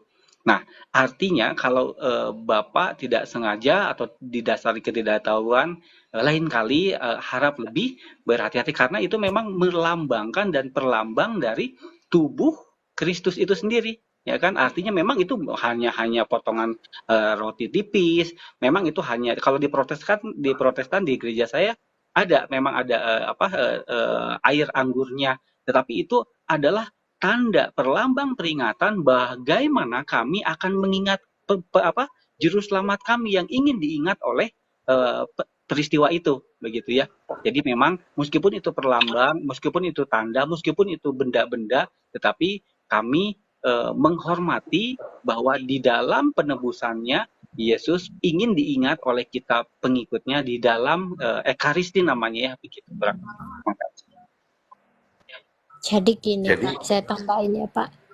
Jadi ketika Yesus melakukan perjamuan yang terakhir sebelum dia ditangkap, kemudian diadili lalu disalib, itu dia mengatakan, inilah tubuhku.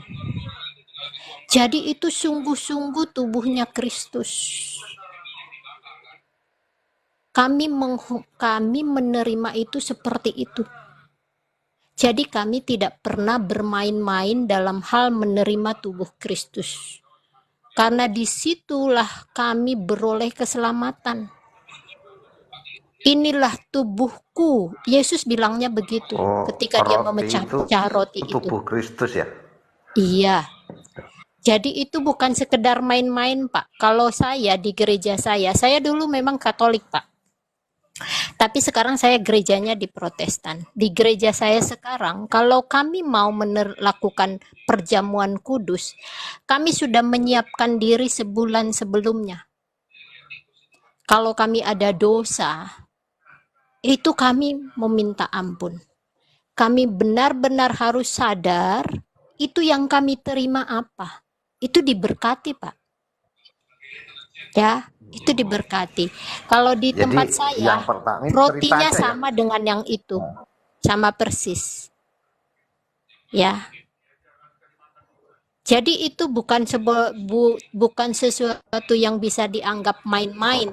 Tetapi Bapak, karena ketidaktahuan Bapak, ya itu tentu saja. Allah itu Maha Pengasih, Pak. Saya punya cerita teman saya. Teman saya itu seorang di gereja itu kan bukan cuman terimanya itu Pak roti, tetapi juga anggur. Nah, di gereja teman saya itu ada seseorang yang terlalu doyan doyan anggur. Jadi dia main-main, harusnya kan dia melakukannya dengan hormat. Tetapi begitu dia doyannya, dia puter lagi karena kan dia berbaris. Karena Bapak pernah datang, tentu Bapak lihat ya, dia berbaris untuk menerimanya kan. Kalau di Katolik biasanya roti saja gitu. Nah, itu dia ulang lagi, dia puter lagi, ulang lagi, dia minum sampai beberapa kali. Keluar dari gereja dia ditabrak, meninggal.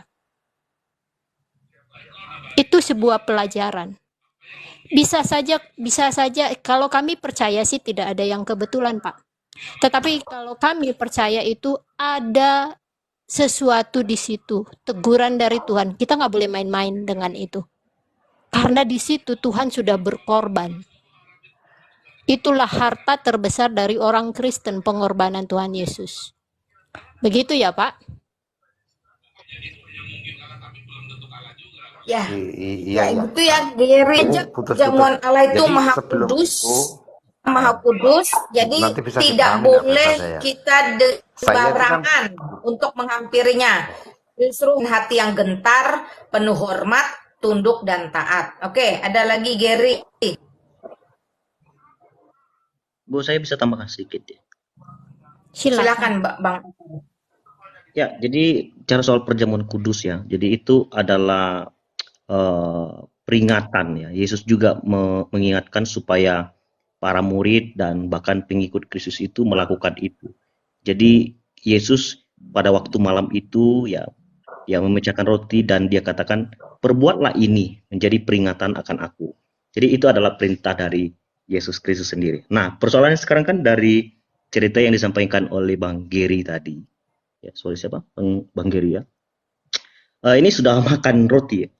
Tapi biasanya di gereja itu, ya biasanya kalau pendeta di depan pimpin perjamuan kudus, sebelum melangsungkan atau melaksanakan untuk makan perjamuan kudus, baik itu hosti roti ya dan juga anggur, itu ada penyampaian pesan terlebih dahulu, dan itu dikutip di dalam Alkitab ya. Jadi contohnya dari ayat 27 di kitab Korintus ya. Barang siapa dengan cara yang tidak layak makan roti atau minum cawan Tuhan, ia berdosa terhadap tubuh dan darah Tuhan. Itu yang pertama. Lalu diingatkan supaya tidak terjadi itu, maka masing-masing menguji dirinya, dan baru sesudah itu ia makan roti dan minum dari cawan itu. Nah, yang paling penting adalah dari ayat 29 ini gitu. Karena barang siapa makan dan minum tanpa mengaku tubuh Tuhan, ia mendatangkan hukuman atas dirinya sendiri gitu. Jadi itu biasanya disampaikan oleh pendeta atau pastor yang memimpin perjamuan kudus supaya setiap orang itu mengerti mereka mau ikut atau tidak. Jadi orang Kristen itu diarahkan ketika mengambil hosti itu dia sudah mengerti kenapa dia makan hosti itu, kenapa dia minum anggur. Nah, itulah sebabnya peringatan-peringatan ini di awal diberitahukan oleh pendeta.